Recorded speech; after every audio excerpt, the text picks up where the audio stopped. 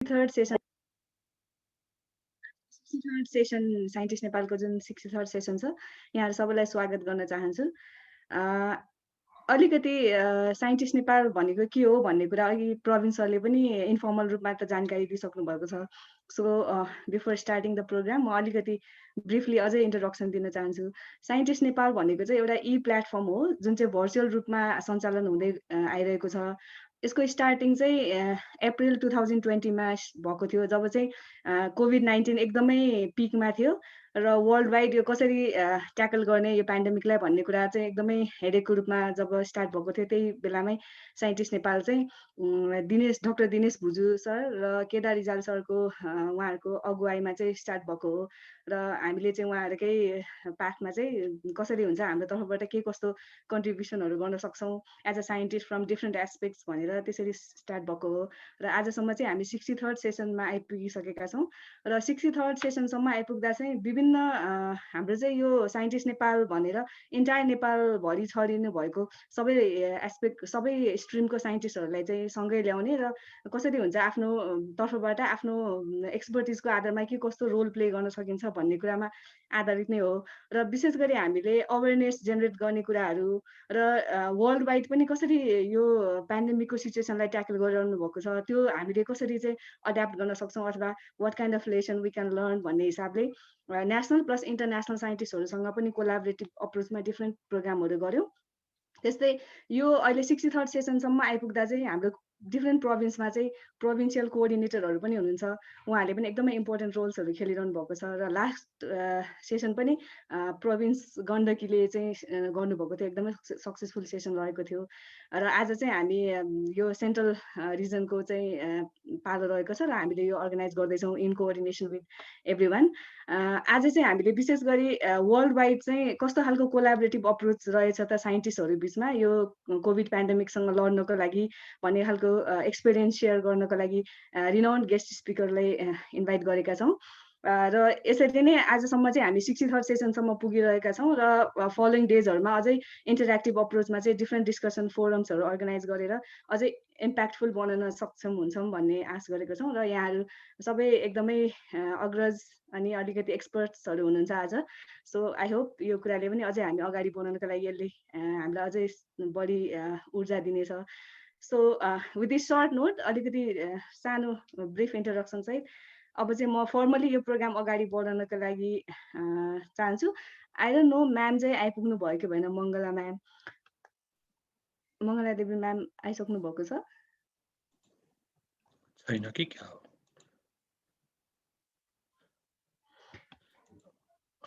आइसक्नु भएको छैन जस्तो लाग्यो नाउमा त देखिन सायद आइफोन कतैमा हुनुहुन्छ कि नो प्रब्लम सुरु गर्दै गर्दा हुन्छ भनेर भन्नुभएको थियो। सो आज चाहिँ अब फर्मल रूपमा चाहिँ अगाडि बढाउनु पर्दा आज हामीमा professor doctor Mangala Devi Manandhar ma'am हुनुहुन्छ। उहाँ चाहिँ नास्टको एकाडेमिसियन हुनुहुन्छ र पहिला चाहिँ central department of chemistry Tribhuvan युनिभर्सिटीको डिन भएर 1994 देखि 2002सम्म कार्यरत पनि रहनु भएको थियो। एक किसिमले अलि अगाडिदेखि नै फिमेल साइन्टिस्टको रूपमा अलिकति इस्टाब्लिस साइन्टिस्ट हुनुहुन्छ र we are very glad to have her. So यदि म्याम यहाँ हुनुहुन्छ भने म्यामलाई चाहिँ आजको यो प्रोग्रामलाई चेयर गरिदिनु हुन एकदम हार्दिक अनुरोध गर्न चाहन्छु। यदि म्याम हुनुहुन्न भने पनि विथ हर पर्मिसन अब यो प्रोग्रामलाई चाहिँ अलिकति अगाडि बढाउनको लागि we have doctor Praveen Shrestha sir as a moderator for today's session. Praveen Shrestha sir चाहिँ उहाँ सिनियर न्युरोसर्जन हुनुहुन्छ बिएनबी हस्पिटलबाट र he is been very active यो साइन्टिस्ट नेपालको फोरममा। सो अबको सेसन चाहिँ म प्रवीण सरलाई ह्यान्ड ओभर गर्दै अगाडि बढाउनको लागि अनुरोध गर्दछु। Thank you. Thank you very much, Meena Doctor Saab. Thank you very much all the participants. Well, आजको यो साइन्टिस्ट नेपालको 63औं सेसन हामी एटेन्ड गर्न गइरहेका छौँ, सञ्चालन गर्न गइरहेका छौँ। त्यस अर्थमा पर्सनली मलाई धेरै खुसी लागेको छ। नमस्कार सबैजनालाई, म प्रवीण श्रेष्ठ, मीना डाक्टरले भनिहाल्नुभयो, यस साइन्टिस्ट नेपालको एक सदस्य हुँ। यहाँ उपस्थित सम्पूर्ण महानुभावहरूको अनुमति लिएर त्यस्तै आजको सेसन चेयर मङ्गला म्याडमको उहाँको अनुमति लिएर आजको यस कार्यक्रम सञ्चालन गर्न अनुमति चाहन्छु म। अघि मीना डाक्टरले भन्नुभयो जस्तै हामीले विगत 1.5 वर्षदेखि यो साइन्टिस्ट नेपालको विभिन्न सेसनहरू पार गर्दै यो आजको यो 73औं सेसनमा आइपुगेका छौँ। साइन्टिस्ट नेपालले समसामयिक विषयमा जुन विषय एउटा पब्लिक अवेरनेसको विषय हुनसक्छ, जनचासोको विषय हुनसक्छ, त्यस्तो विषयलाई उठान गरेर हामी छलफल गर्छौँ। त्यही सम्बन्धी एक विशेषज्ञलाई ल्याएर उहाँको कुरा सुन्छौँ र हामी इन्टरेक्सन गर्छौँ, सो द्याट साइन्टिफिकल्ली एउटा विज्ञानको धरातलमा हामी आफूलाई म्याच्योर्ड पनि बनाउँदै जान्छौँ र एट द सेम टाइम हामीले नेपालको जनताहरूलाई पनि साइन्टिफिकल्ली म्याच्योर्ड बनाउँदै लैजान्छौँ भन्ने हाम्रो यो उद्देश्य हो र त्यही क्रममा हामी छौँ। पेन्डेमिक यो सुरु भएदेखि साइन्टिस्ट नेपालको स्थापना भएको हो। त्यस अर्थमा धेरै सेसन हामीले यो पेन्डेमिककै विषयमा छलफल गऱ्यौँ। यद्यपि बिचमा हामी अरू विषयका पनि यस्तै गहन छलफल गरेका थियौँ। त्यही क्रममा आज फेरि हामीले कोरोना पेन्डेमिककै विषयलाई फेरि उठान गरेका छौँ र सधैँ चाहिँ बितेका 62 सेसनहरू चाहिँ आजको यस सेसन पनि विशेष नै हुनेछ भन्ने मलाई विश्वास लागेको छ। किन भन्दाखेरि आज हाम्रोमा जो इन्भाइटेड स्पिकर पाहुना वक्ता हुनुहुन्छ, उहाँ पेन्डेमिककै विशेषज्ञ हुनुहुन्छ।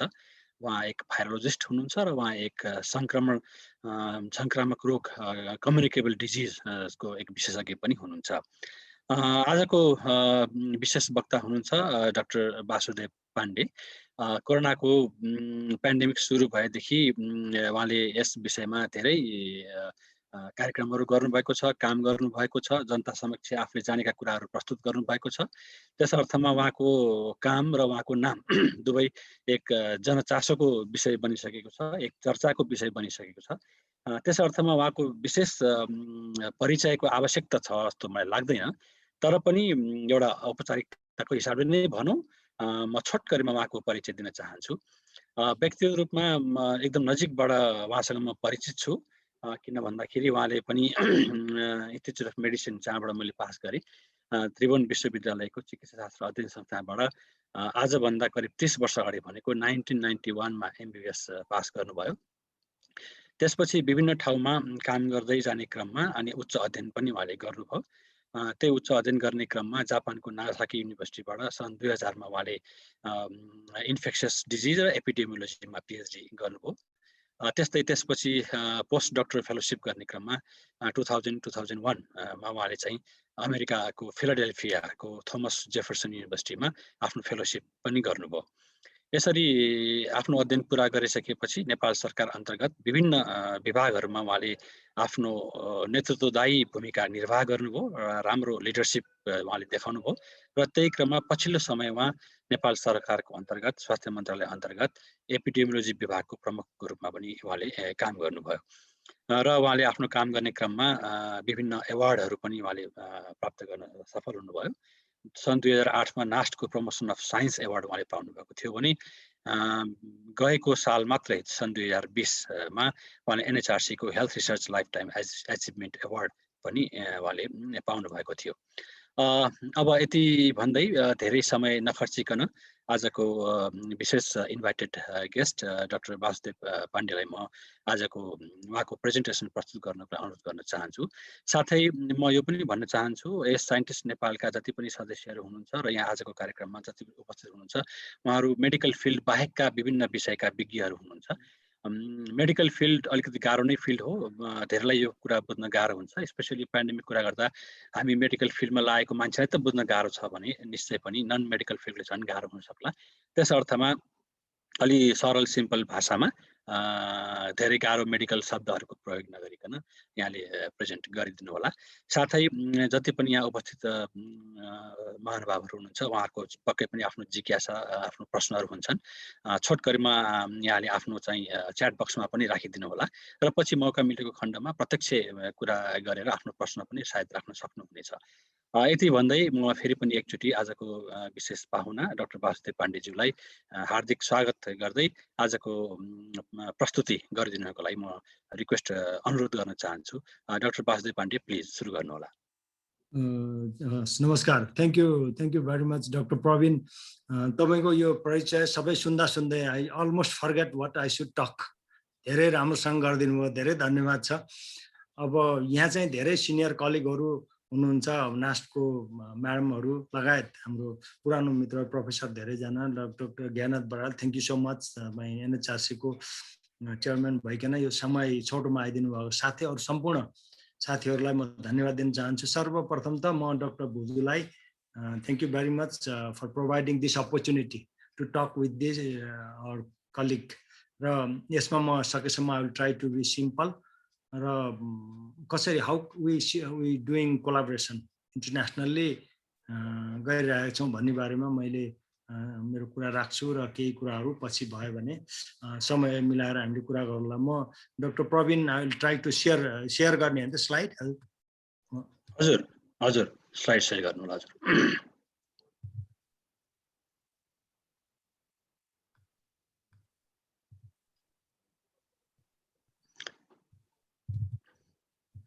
पावर पोइन्ट छ कि हजुरको के छ त्यसमा जानु होला। होइन मैले त यो सेयर गरिसकेँ, देखिँदैन, यो आएन। अहिले आएको जुमको ब्याकग्राउन्ड भएको वेबसाइटको सेयर भएको छ if I am not mistaken. हजुरको केमा पावर पोइन्टमा छ कि त्यो पहिला खोल्नु होला आफ्नो डेस्कटपमा। पावर पोइन्टमा डेस्कटपमा मैले राखेको थिएँ। हजुर पहिला त्यो खोल्नु होला, पावर पोइन्टमा क्लिक गर्नु पर्यो। हजुर पहिला त्यो ओपन गर्नु होला अनि सेयर स्क्रिन थिचेर त्यसमा आफ्नो पावर पोइन्टले पनि क्लिक गर्नु होला। हजुर यही हो, ठिक छ ठिक छ ठिक छ हजुर हजुर प्लिज। हुन्छ, thank you very much. So the title is given to me, dealing with COVID-19, how scientists collaborating worldwide. So right now I'm affiliated to Nagasaki University Molecular Epidemiology Institute of Tropical Medicine. यो भन्दा पहिले as doctor Praveen mention म epidemic रोग नियन्त्रण महाशाखामा सुरुदेखि कोभिडको हुने बेलादेखि म इन्भल्भ छु।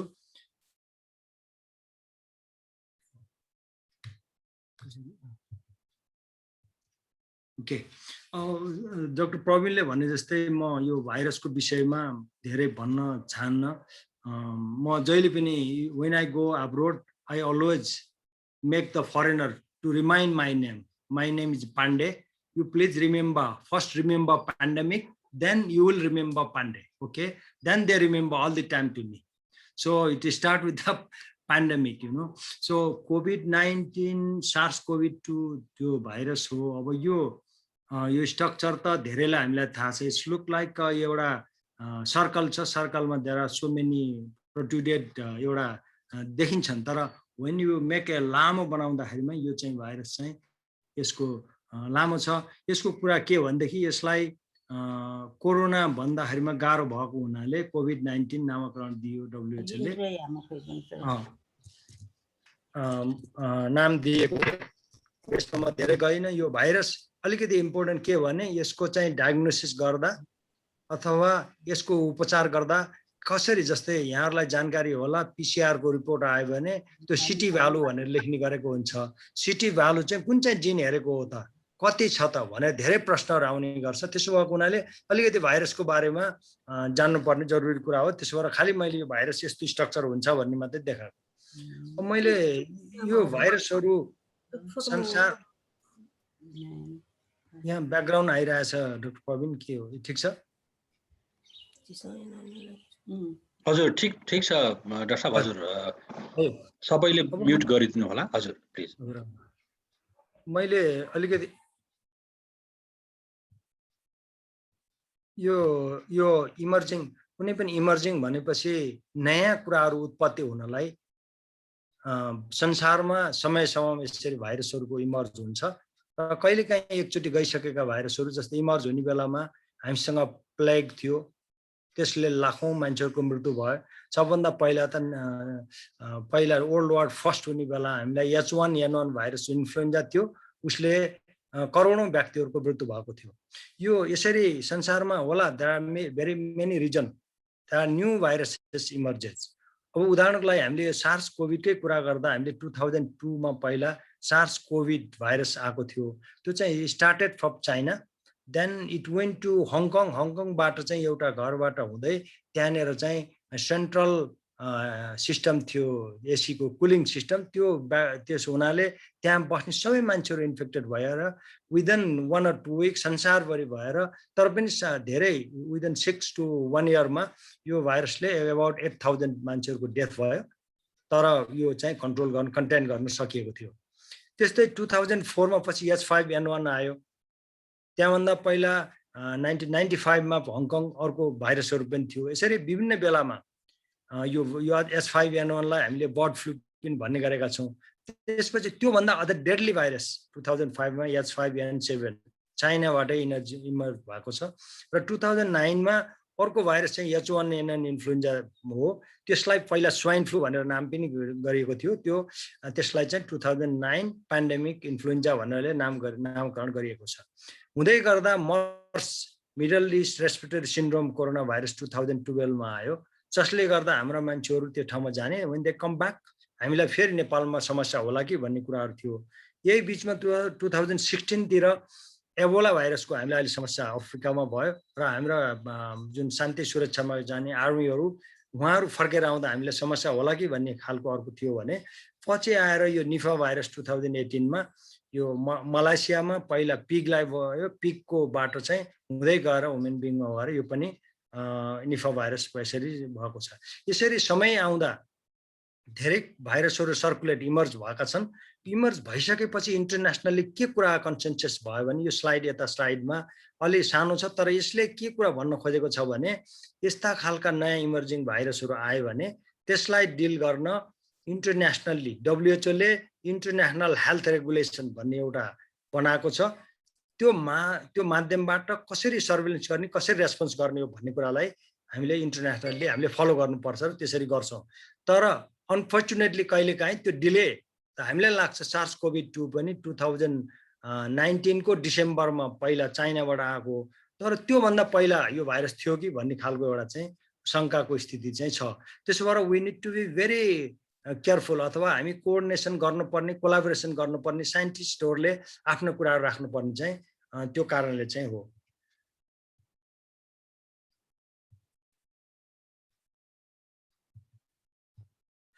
अब अहिले मैले यो हिजोको फिगर हाम्रो मिनिस्ट्री अफ हेल्थको फिगरहरू हामीले हेऱ्यौँ भने अब यसमा चाहिँ हिजो पनि हामी पेसेन्टहरू जुन छन् हामीले जति टेस्टहरू गर्न सकेका छौँ, RT-PCR भन्छौँ, त्यो PCR-बाट टेस्ट गर्दा अहिले केसहरू अबाउट 25% केसहरू हिजोका दिनमा छन्। अब हामीले यो ग्राफमा हामीले हेऱ्यौँ भनेदेखि सुरुमा जब 23 जनवरी 2020 जुन दिनमा चाहिँ त्यति बेला चाहिँ म टेकु हस्पिटलमा थिएँ, सर्वरोग अस्पताल हो, त्यहाँको डाइरेक्टर हिसाबले एक दिन त्यो 23 भन्दा पहिला 10 दिन पहिला एउटा बिरामी 32 इयर्स ओल्ड एउटा मेल PhD पढिराखेको चाइनाको वुहानबाट आउनुभयो। अनि त्यसो ओपिडीमा आएपछि मेडिकल अफिसरले मलाई फोन गर्यो, सर यो चाहिँ एउटा बिरामी आएको छ, ज्वरो आएको छ, यो चाइनाबाट आउनु भएको थियो, अब के गर्ने होला भने यो इमिडिएटली उहाँलाई चाहिँ भर्ना गर्नुहोस् भनेर हामीले भर्ना गर्न खोज्यो। तर उहाँ भर्ना गर्दाखेरिमा अब मलाई के दुःखद कुरा भन्ने के भन्ने, हाम्रो हस्पिटल अहिले पनि हाम्रो government hospital we're trying Teku hospital त्यति राम्रो काम गरेको छ। त्यो इन्फ्रास्ट्रक्चर चाहिँ धेरै पुरानो भएको मान्छेले त्यो कोठा देखेपछि उहाँ त्यहाँबाट भागेर बाहिर जानुभएको छ। Then we went all to Pulchowk गएर उहाँलाई खोजेर लिएर आएर फेरि हामीले भर्ना गऱ्यौँ। भर्ना गरेर उहाँ निको भएर गयो। उहाँको चाहिँ चेस्टमा चाहिँ अलि इन्फेक्सन थियो, अरू सबै टेस्ट गर्दा नेगेटिभ आए तापनि उहाँलाई चाहिँ पछि हामीले केही पनि यहाँ नेपालमा गर्न नसक्ने हुनाले त्यो स्याम्पल चाहिँ then we collected the sample with the support of WHO, international health regulation को rule regulation अनुसार we sent to WHO collaborating center Hong Kong. It's a यो चाहिँ यो नै कोलाबोरेसन अथवा साइन्टिस्टहरूको अन्तर्राष्ट्रिय रूपमा डायग्नोस्टिकको लागि गर्ने प्रक्रिया हो। त्यो हिसाबले उहाँ पठाएर ल्याउँदाखेरिमा उहाँको चाहिँ he was positive for COVID-19। त्यही केसको आधारमा नेपाल सरकारले नेपालमा कोरोना पहिलोचोटि देखियो भनेर चाहिँ एनाउन्स भयो। तर उहाँ घर गइसक्नु भएको थियो। हामीले त्यति बेलासम्म चाहिँ टेकु हस्पिटलमा हामी इन्फेक्सन प्रिभेन्सनको अलिकति तयारी थियौँ, तर पुरा रूपमा त्यस्तो PPE लगाउने, पेसेन्टलाई छुट्टै आइसोलेट गरेर राख्ने त्यस्तो थिएन। 15 जना स्टाफहरू हामी इन्भल्भ थियौँ, तर हामीले 2 हप्तासम्म हामी बसेर हेर्दा पनि कसैलाई पनि अरू नदेखिएको हुनाले हामीहरू सेफ थियौँ। यसरी सुरुवात भएको कोलाबोरेसन यो एरोले पहिला देखाएको 23 जनवरी, त्यसपछि आएर नेसनल पब्लिक हेल्थ ल्याबोरेटरीले पहिलो पटक त्यही जनवरीमा बल्ल diagnostic laboratory PCR molecular lab चाहिँ सुरु गरेर टेस्ट गरेको हो। यसमा यो पिकहरुमा अलिकति सानोतिनो पिकहरु आउने जुन चाहिँ इन्डियाबाट एकैचोटि मान्छेहरु धेरै आए 6 देखि 8 लाख व्यक्तिहरु आए, सानो पिक आयो, त्यसै बढेर लास्ट इयरको सेप्टेम्बरमा 5700 केसहरु थियो।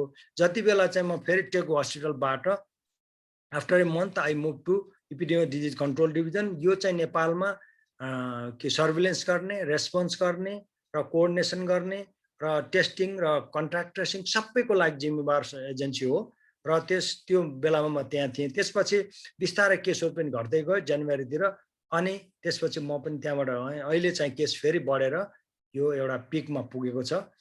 पिकमा पुगेर अहिले एक दिनमा अबाउट 9200 केसहरु आए, अहिले ग्रेजुअली घटेको छ। तर we do believe there are new strain, new variant भने भाइरसमा समयअनुसार परिवर्तन हुन्छ, म्युटेसन हुन्छ।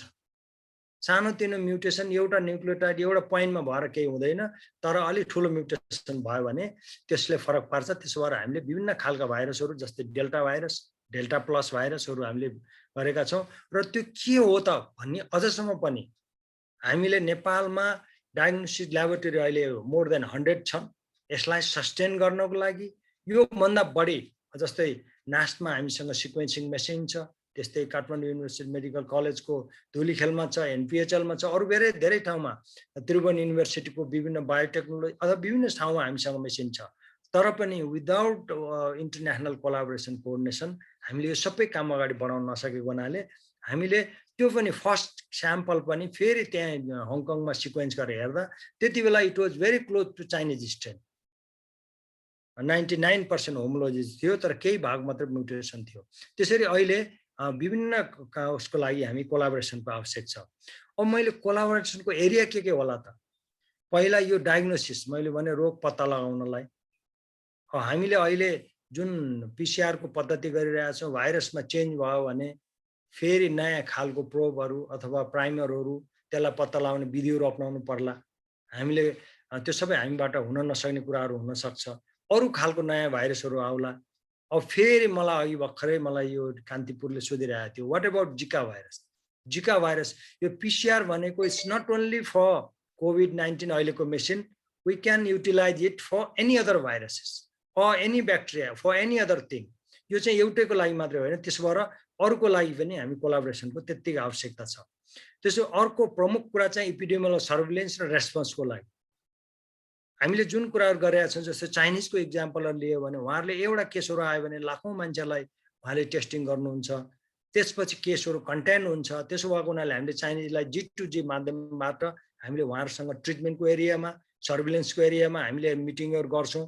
इजरायल गभर्नमेन्ट अथवा UK को साथीहरु CDC सँग हामीले यसरी काम गरिरहेका छौं। यसमा धेरै कुराहरु हामीले चाहिँ हेल्थको एस्पेक्ट हेर्ने हो भने नेपाल हेल्थ रिसर्च काउन्सिलले पनि यो सबै कुराहरु गरेर हामीले बेला हामीले कामहरु गरिरहेका छौं। अब ट्रिटमेन्टको पाटो हामीलाई अहिलेसम्म थाहा छ कि there is no specific treatment, there no antiviral. जस्तै हामीले फ्लूको लागि हामी टाइम फ्लू दिन्छौं र अरु भाइरसको लागि हामी औषधि छ, HIV को लागि छ। तर there are many drugs under trial, जस्तै रेमडेसिभिर भनेर हामीले गर्यौं, तर यो चाहिँ WHO ले भनिसकेको छ इट्स नट सो इफेक्टिभ। त्यस्तै अरु छ भ्याक्सिनको एरियामा, भ्याक्सिनेसन अहिले हामीले भ्याक्सिनहरु लगाइरहेका छौं, विभिन्न भ्याक्सिनहरु। ती भ्याक्सिनहरु कतिको इफेक्टिभ छन् त? अमेरिकामा भएको भ्याक्सिनले हामीले कतिको राम्रो गर्ने हो? हामीले यो चाहिँ प्रयोग गर्न के हो त अवस्था? आदि कुराहरुमा पनि हामी कोलाबोरेटिभ एप्रोचबाट इन्टरनेसनल साइन्टिस्टहरुसँग मिलेर काम गर्नुपर्छ। अरु प्रिपेयर्डनेस र रेस्पोन्स यो एकछिन मात्रै हुने होइन, फेरि नेक्स्ट इयर हामीले अर्को खालको आउन सक्छ। त्यसको लागि र यो एभिडेन्सहरु जेनेरेट गरेर हामीले त्यसको लागि प्लानिङ पोलिसी बनाएर अनि नेक्स्ट हामीले अरु इमर्जिङ डिजिजको लागि पनि यी सबै एरियामा हामीले काम गर्नुपर्ने छ र त्यसरी हामीले गरि पनि रहेका छौं। अब मैले यसको लागि अहिले भर्खर हिजो मात्रै हामीले इम्प्लिमेन्ट SARS-CoV-2 एन्टिजेन RDT। अब पहिला हामीले सुरुमा चाहिँ RDT बाट टेस्ट गरेको भने पब्लिकले यो चाहिँ प्रोटेस्टै गर्यो, हामीलाई RDT चाहिदैन, हामी वी निड PCR भनेर बाटोमा प्रोटेस्ट गरेको यहाँले देख्नु भएको छ। अब यसमा फरक के हो त? हामीले RT-PCR मात्रै गर्नुपर्ने हो कि देयर आर अदर प्रोसिड्युर? हामीले अरु ट्युबरकुलोसिस अरु विभिन्न ल्याम्प प्रोसिड्युरहरु युज गरेका छौं। There are many other new technology. हामीले त्यो पिसिआरमा मात्रै भर पर्नुपर्ने कि अरू कुराहरू गर्नुपर्ने, यसको लागि चाहिँ हामी रेगुलरली WHO को इन्टरनेसनल पब्लिक ल्याबोरेटरीको उसमा हामी चाहिँ यो डिस्कसनमा छौँ र हामी टेस्टिङको स्ट्राटेजीहरू कसरी छोटो समयमा धेरै मान्छेलाई टेस्ट गरेर कन्टेन गर्ने हो यो कुरामा पनि यहाँ साइन्टिस्टहरूले हामीले अगाडि बढ्नुपर्ने हुन्छ।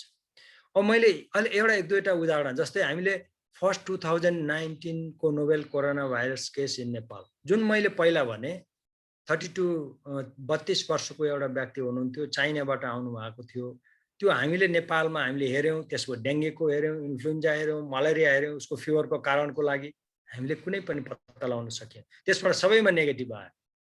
त्यो कारणले हामीले चाहिँ यो स्याम्पललाई अरू इन्टरनेसनल कोलाबोरेसनको साथ, यसमा हङकङको साथीहरू हुनुहुन्छ, यसमा हामी चाहिँ युके को साथीहरू हुनुहुन्छ, यसमा अरू देशको विभिन्न देशहरूको साथीहरू, जापानिजको हाम्रो साथीहरू हुनुहुन्छ।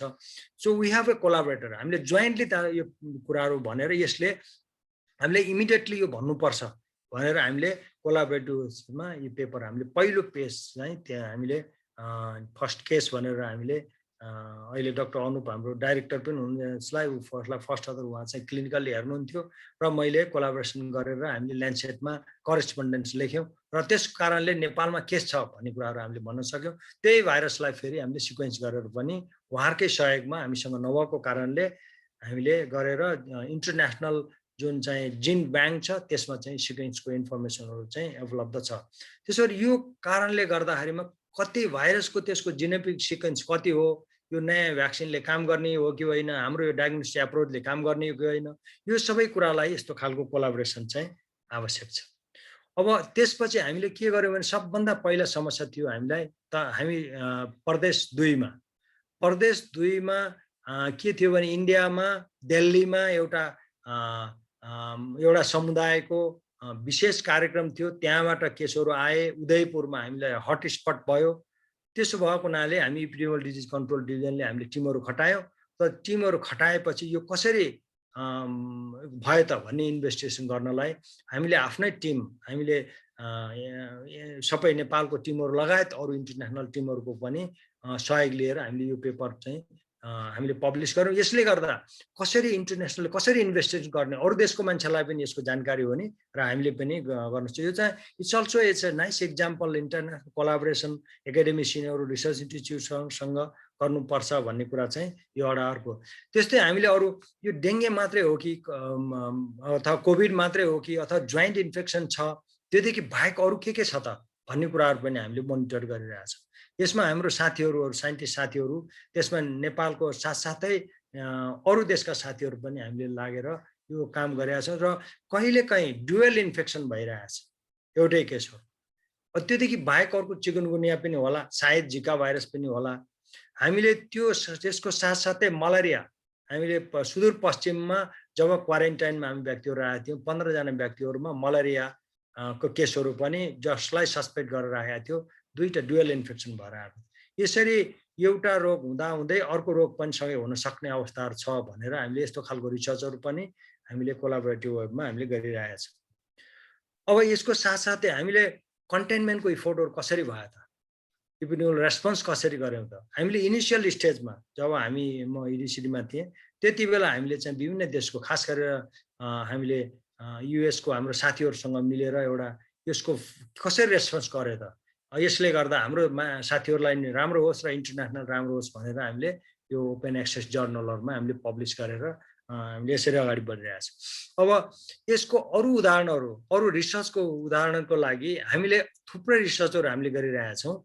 त्यसको साथसाथै अहिले हामीलाई इन्टरनेसनल कोलाबोरेटरहरू जस्तै यो अक्सफोर्ड युनिभर्सिटीको, हङकङ युनिभर्सिटी साथसाथै हामीले के भने एउटा डेल्फी स्टडी भन्ने छ, त्यो स्टडीमा यो अब नेसनल लेभलको स्ट्राटेजीहरू बनाउनलाई कस्तो खालको एप्रोचहरू ठिक होला, यो संसारभरिका व्यक्तिहरूसँग छ र त्यसमा एउटा एक्सपर्टको रूपमा म पनि इन्भल्भ छु र यो भइसकेपछि हामीले नेक्स्ट हामीले चाहिँ प्रिपेयरनेसको प्लानहरू हामीले गर्नलाई सहिलो हुन्छ भनेर हामीले यसरी काम गरिरहेछ।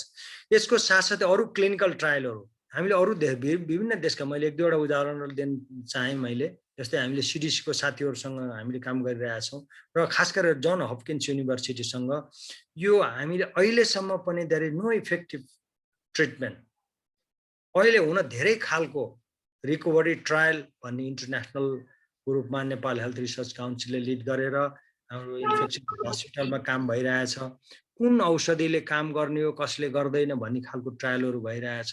अरू साथीहरूबाट धेरै भएको होला, तर हामीले चाहिँ अरू छुट्टै एउटा खालको चाहिँ मेडिसिनहरू प्रयोग गरेर यो औषधिले चाहिँ कतिको काम गर्छ त भन्ने हिसाबले जोन हपकिन्ससम्म हामी चाहिँ काम गरिरहेछ।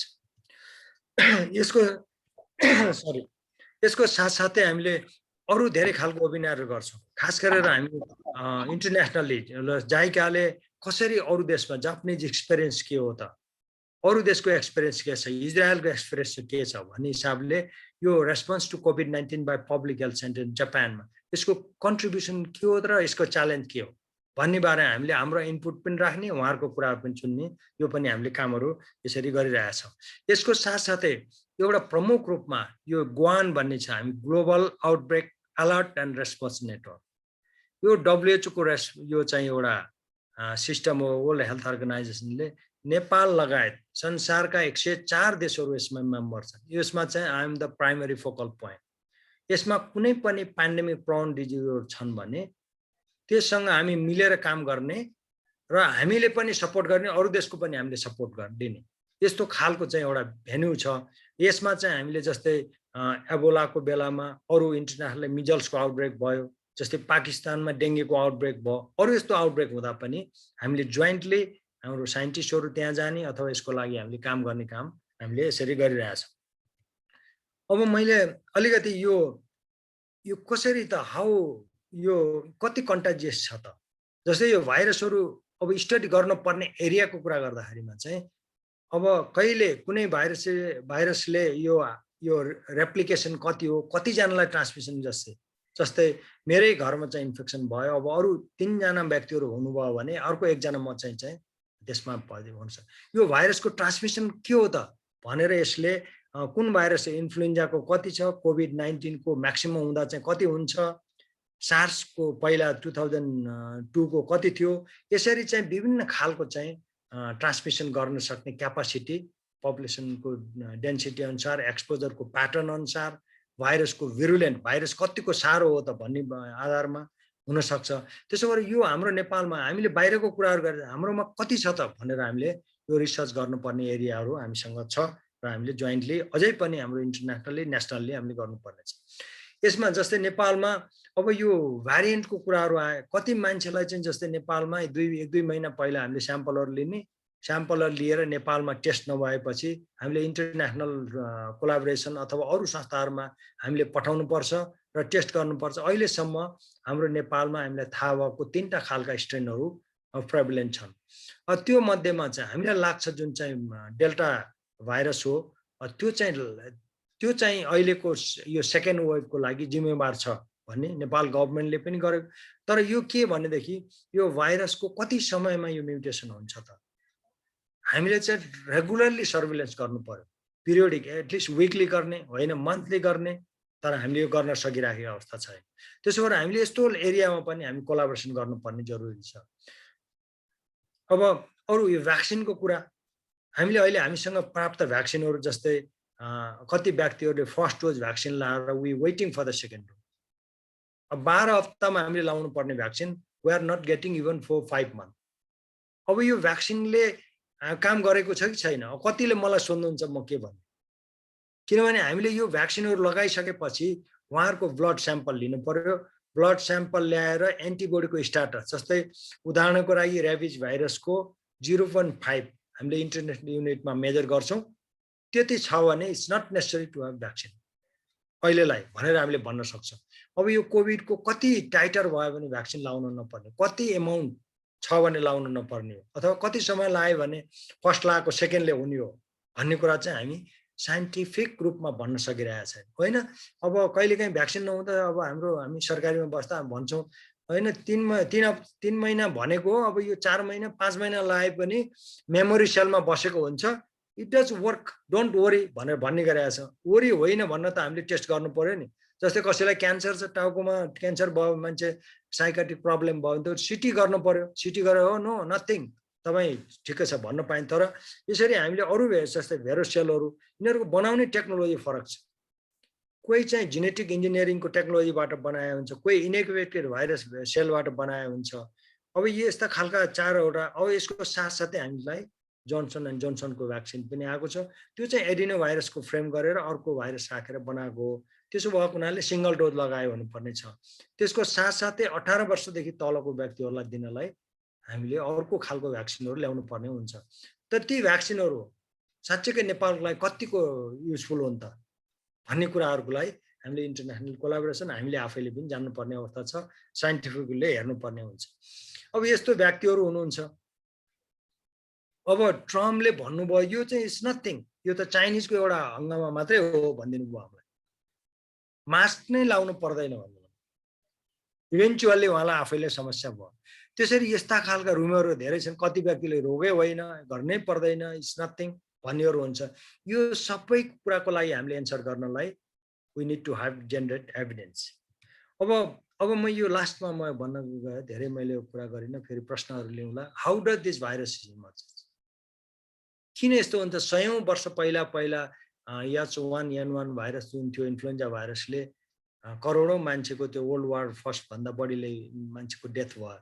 त्यसपछि आएर विभिन्न समयमा भाइरसहरू नयाँ नयाँ आएका छन्। किन होला त? This is a question. हामीलाई we have many research question. Maybe there are so many other thing like climate change. Climate चेन्जले अहिले डेङ्गीको जुन भाइरस छ, डेङ्गीको मस्किटो छ, now it's move to Rasuwa, माथि छ। अहिले हामीले हेऱ्यौँ भनेदेखि ओखलढुङ्गामा कालाजारको केस छ, डोल्पामा हुम्लामा केसहरू छ। They are moving vehicle over the hilly area. अब सँगसँगै लामखुट्टे पनि गयो होला। देयर आर स्नेक बाइटहरू बढ्यो। Maybe this a climate change, but we cannot directly link without evidence हामीले भन्न सक्दैन होला भन्ने कुराहरू आयो। यसको साथै पपुलेसनको मुभमेन्ट छ। हामी कहीँ ड्राई एरिया छ, रामेछापको केही एरिया हो भने there is no water, people move to near to river.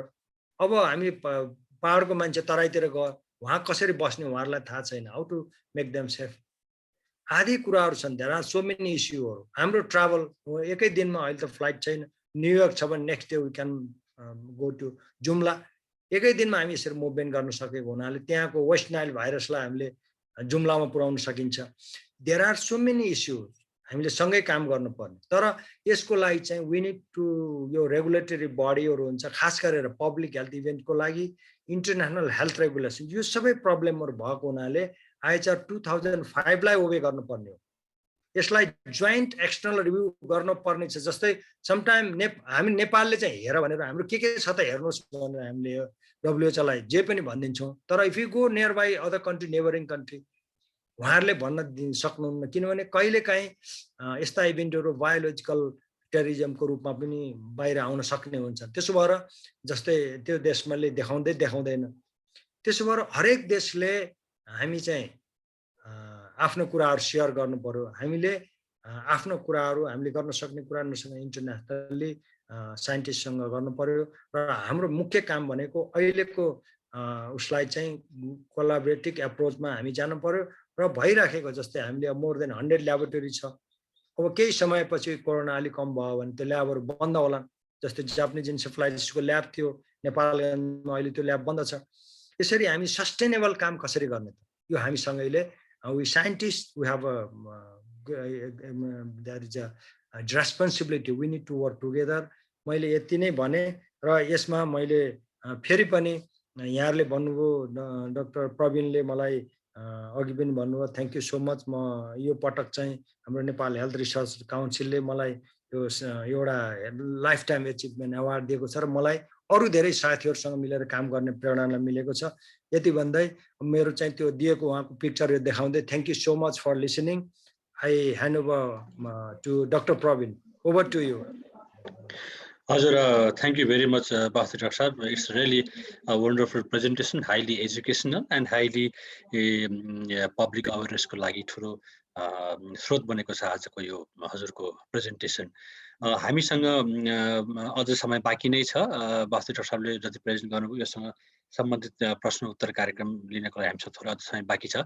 Mangaladevi madam पनि पालिसक्नु भएको छ। उहाँको अनुमति लिएर फेरि पनि हामी यो कार्यक्रमलाई अगाडि बढाउन म अनुमति लिन चाहन्छु। यसै क्रममा यो पेन्डेमिक कालमा पेन्डेमिकसँग सम्बन्धित, कोरोनासँग सम्बन्धित विशेषज्ञ डाक्टर साहबहरूको के भूमिका रह्यो भन्ने कुरा भनिराख्नुपर्ने आवश्यकता भएन। कसरी इन्टरनेसनल कोलाबोरेसन गरियो भन्ने कुरा पनि भर्खर वास्तु डाक्टर साहबले एकदमै क्लियरली धेरै उदाहरणहरू दिएर प्रस्तुत गर्नुभयो।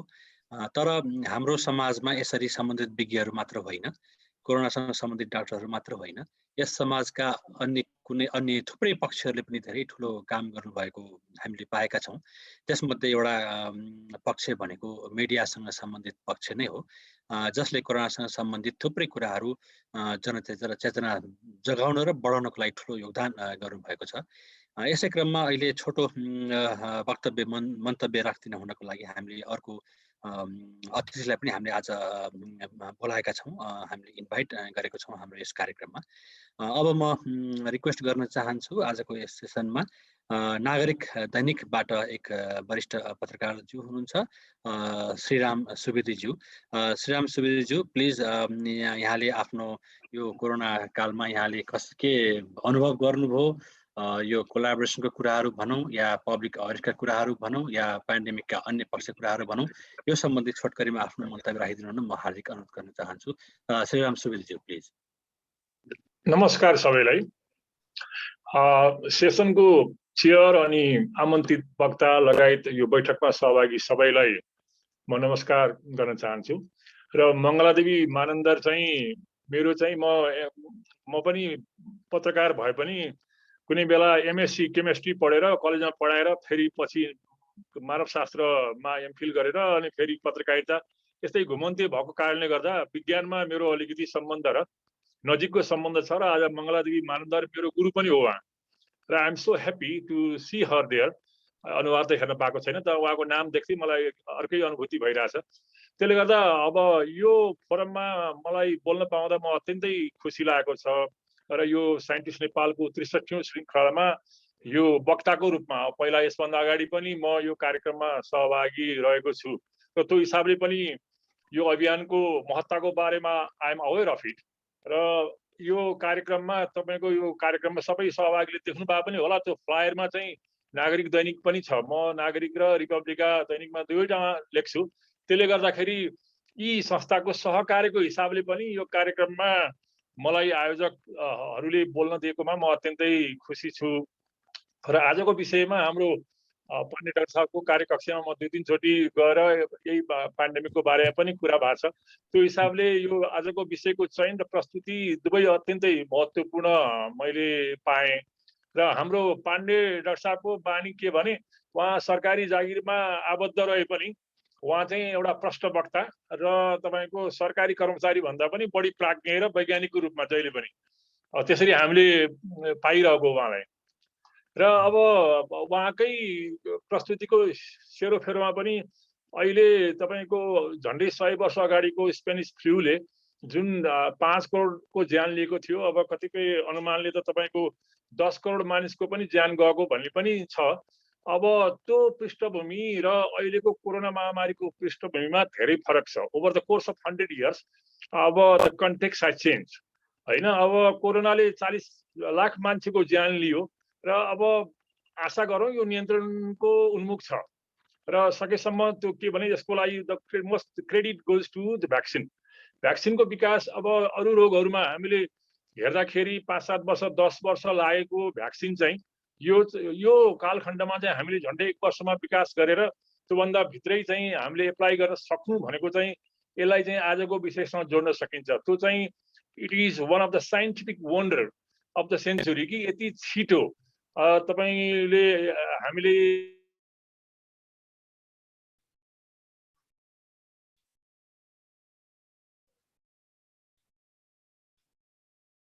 एन्थ्रोपोसेन भन्छौँ।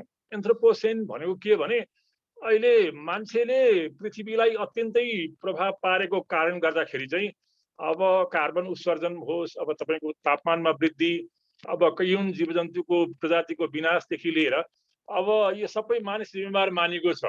अब त्यो एन्थ्रोपोसेन युगमा चाहिँ एउटा कुरा के देखियो भने कोभिड-19ले एउटा मानव सभ्यता र तपाईँको सफलतालाई चाहिँ मजाले झापड हान्यो। मानव सभ्यता र तपाईँको सफलता भनौँ न साइन्टिफिक सक्सेसलाई हामी कति भलरेबल छौँ भन्ने हिसाबले एउटा ठुलै झापड हान्यो। तर के भने विज्ञानले तपाईँको 2014-15मा भएको इबोला भाइरस अथवा अहिले सरले भने जस्तै जिका भाइरसको त्यसको समयमै रोकथाम गर्न हामीलाई विज्ञानले सहयोग गरेको छ र साइन्टिफिक अध्ययन र त्यसको सेयरिङ अफ नलेजले। र अनि यो अहिले हामीले के देख्यौँ भने चाहिँ कोरोना भाइरसले अर्को एउटा प्रमाणित के गर्यो भने पाण्डे सरलाई मैले भिडियोमा देखेँ अहिले के भने जति दूरदराजमा आउने समस्या पनि कति छिटो स्थानीय सङ्कट बन्न सक्छ। How anything that happens in any part of the globe could be a local तपाईँको सङ्कट इन्डेमिक सङ्कट कसरी बन्न सक्छ भन्ने कुरा चाहिँ यो उसले देखाउन सक्यो। र तर भाइ मैले भने अलिकति भिन्नता थियो 100 वर्ष अगाडिको र अहिलेकोमा के भयो भने रिसर्च विज्ञान पब्लिक प्राइभेट पार्टनरसिप र यो त्यसले चाहिँ एउटा गजबको तपाईँको एउटा सफलता देखियो। र नेपालकै केसमा मैले अब छुट्याउन लाएँ। अब नेपालकै केसमा के भयो भने विगत 1.5 वर्षमा त सबै मान्छे विज्ञ भयो। अब म त अलिअलि विज्ञानको भगवान अलिअलि बुझ्छु भनेर म दाबी गर्न सक्छु। अब पाण्डे सरको उचाइ त उफ्रेर पनि पाउन सकिन्न होइन। तैपनि के हो भने अब नागरिक र रिपब्लिकामा अलिअलि यो बारेमा अब समाचार र लेखहरू लेख्ने गरेको कारणले गर्दाखेरि to some extent I am expose to this whatever is happening around. र एउटा कुरा के भयो भने अहिलेको कालखण्डमा अहिले पाण्डे सरले पनि भन्नुभयो अब हामी 18 महिना अथवा 1.5 वर्षको अनुभव हामीसँग छ। दोस्रो महामारीले हामीलाई झन् छेदविच्छेद बनायो पहिलो भन्दा पनि। र अहिले पछिल्लो कालखण्डमा हामीले लकडाउन बिस्तारै खुकुलो पार्दै गर्दा हामीले रिपोर्टिङ गर्दाखेरि अझै पनि एउटा चिन्ता के भने अझै पनि positivity rate case positivity rate जुन छ त्यो चाहिँ 20%कै हाराहारीमा रहिरहनु चाहिँ अलिकति एउटा आम चिन्ताको विषय देखिएको छ। अब जबकि तपाईँको दोस्रो लहरको तपाईँको एकदमै एक्सट्रिमली एफेक्टेड इन्डिया यसले पनि आफ्नो त्यो पोजिटिभिटी रेटलाई 2%मा झारिसक्यो होइन। अब त्यसले गर्दाखेरि उनीहरूले खोप चाहिँ अब 26% जनसङ्ख्यालाई पुर्याइसके। नेपालमा अघि सरले अलिकति भन्नु तर तथ्याङ्कमा आएन कि अब हामीले अहिलेसम्म दुवै खोपको डोज लगाएको प्रतिशत चाहिँ 4% पनि उक्लेको छैन हाम्रो। पहिलो डोज लगाउने 9% उक्लेको होला होइन। अब त्यसले गर्दा अब हाम्रो कस्तो भयो भने यो खोप अभियान बिचमा लर्खरायो र अहिले पछिल्लो कालखण्डमा चाहिँ बौराएको छ। बिचमा लर्खरायो अहिले बौरायो। अब यो अमेरिकाको खोप अनि तपाईँको चिनिया खोपले अलिकति ज्यान भरेको देखिन्छ। र यो अहिले सरले भने जस्तै जापानको अस्ट्राजेनेकाले त बिचरा ती 14 लाख प्रौढलाई चाहिँ के हो कसो हो भन्ने थियो। अब त्यसको साइन्टिफिक भ्यालिडिटी अथवा उपयोग अथवा त्यसले के गर्छ भन्ने कुरा त अब सब्जेक्ट टु फर्दर रिसर्च होला। तैपनि ती 14 लाख प्रौढलाई चाहिँ एउटा आशाको सञ्चार गरेको छ। र यहाँ मूल कुरा के भयो भने हाम्रो WHO को हाम्रो डाक्टर साहब पनि देखाएको छु, उहाँसँग मेरो बारम्बार कुरा भइन्छ हाम्रो खनाल डाक्टर साहब। अब नेपालको कुल जनसङ्ख्याको 72%लाई खोप दिने हिसाबले पनि विदेशमा रहेको हाम्रा दाजुभाइलाई हिसाब नगर्ने हो भने पनि झन्डै 4.25 करोड डोज खोप हामीलाई चाहिनेमा अहिलेसम्म हामीले जो गरेको अथवा नेपाल आइसकेको 65 लाख मात्रै हो। यसो मतलब हामीले धेरै मेहनत गर्न आवश्यक छ। अब सरकार अहिले परिवर्तन भएको छ। अब यहाँलाई जानकारी छ अब हामीले बारम्बार लेख्ने मिडियाको कारणै जहिले पनि प्रतिपक्षको हिसाबले हो। अब पछिल्लो 41 महिनामा ओलीको सरकारमा 6 वटा मन्त्री भएछन्। हेर्नुहोस् है, there has been 6 minister starting with Padma Aryal. र अहिले त्यो पछिल्लो यो हाम्रो के अरे उसको काठमाडौँकै मन्त्री सहित गरेर 6 जना हुनुहुन्थ्यो अहिले हेर्नुहोस्। र यो तपाईँको 18 महिना मात्रै हिसाब गर्ने हो भने पनि 4 जना। नेपालमा 3टा भाइरसका भ्यारिएन्ट 3टा मन्त्री समेत भनेर हामीले रिपोर्टिङ गरियो। पछि फेरि 1 जना थपिनु भयो स्वास्थ्य मन्त्रीको हिसाबले पछिल्लो कालखण्डमा। त्यसले गर्दा अझ 4 वटा मन्त्री पनि हुनुभयो। यसले गर्दाखेरि के भने अब अलिकति यो महामारीमा हामीले राजनीतिक नेतृत्वको डिस्कन्टिन्यू गर्दाखेरि त्यसको फलआउट के भयो त भन्ने कुरा पनि प्रखर छ। र अनि दोस्रो कुरा के भने अहिले हामी सङ्घीय सरकारको हिसाबमा चाहिँ स्थानीय सरकारको सक्रियता पहिलो चरणमा राम्रो देखिएकोमा चाहिँ दोस्रोमा चाहिँ अलिकति समस्या भएको हो कि कन्ट्याक्ट ट्रेसिङमा जति जुन सक्रियता हुनु पर्थ्यो उहाँहरूको त्यो चाहिँ देखिएन कि भन्ने प्रश्न पनि छ। अब कमिसनको कुरामा त हामी नजाउँ, तर अब मैले के भने जस्तै कि हामी वैज्ञानिकताको कुरा गर्ने हो भने हामीसँग स्रोत र साधनहरूको कमी छ। तर वैज्ञानिकहरू हाम्रो पाण्डे डाक्टर साहब जस्ता अरू धेरै वैज्ञानिकहरू छन्, हामीसँग रिसर्च पनि छ, तर हामीले त्यो गर्न सकिरहेका छैनौँ।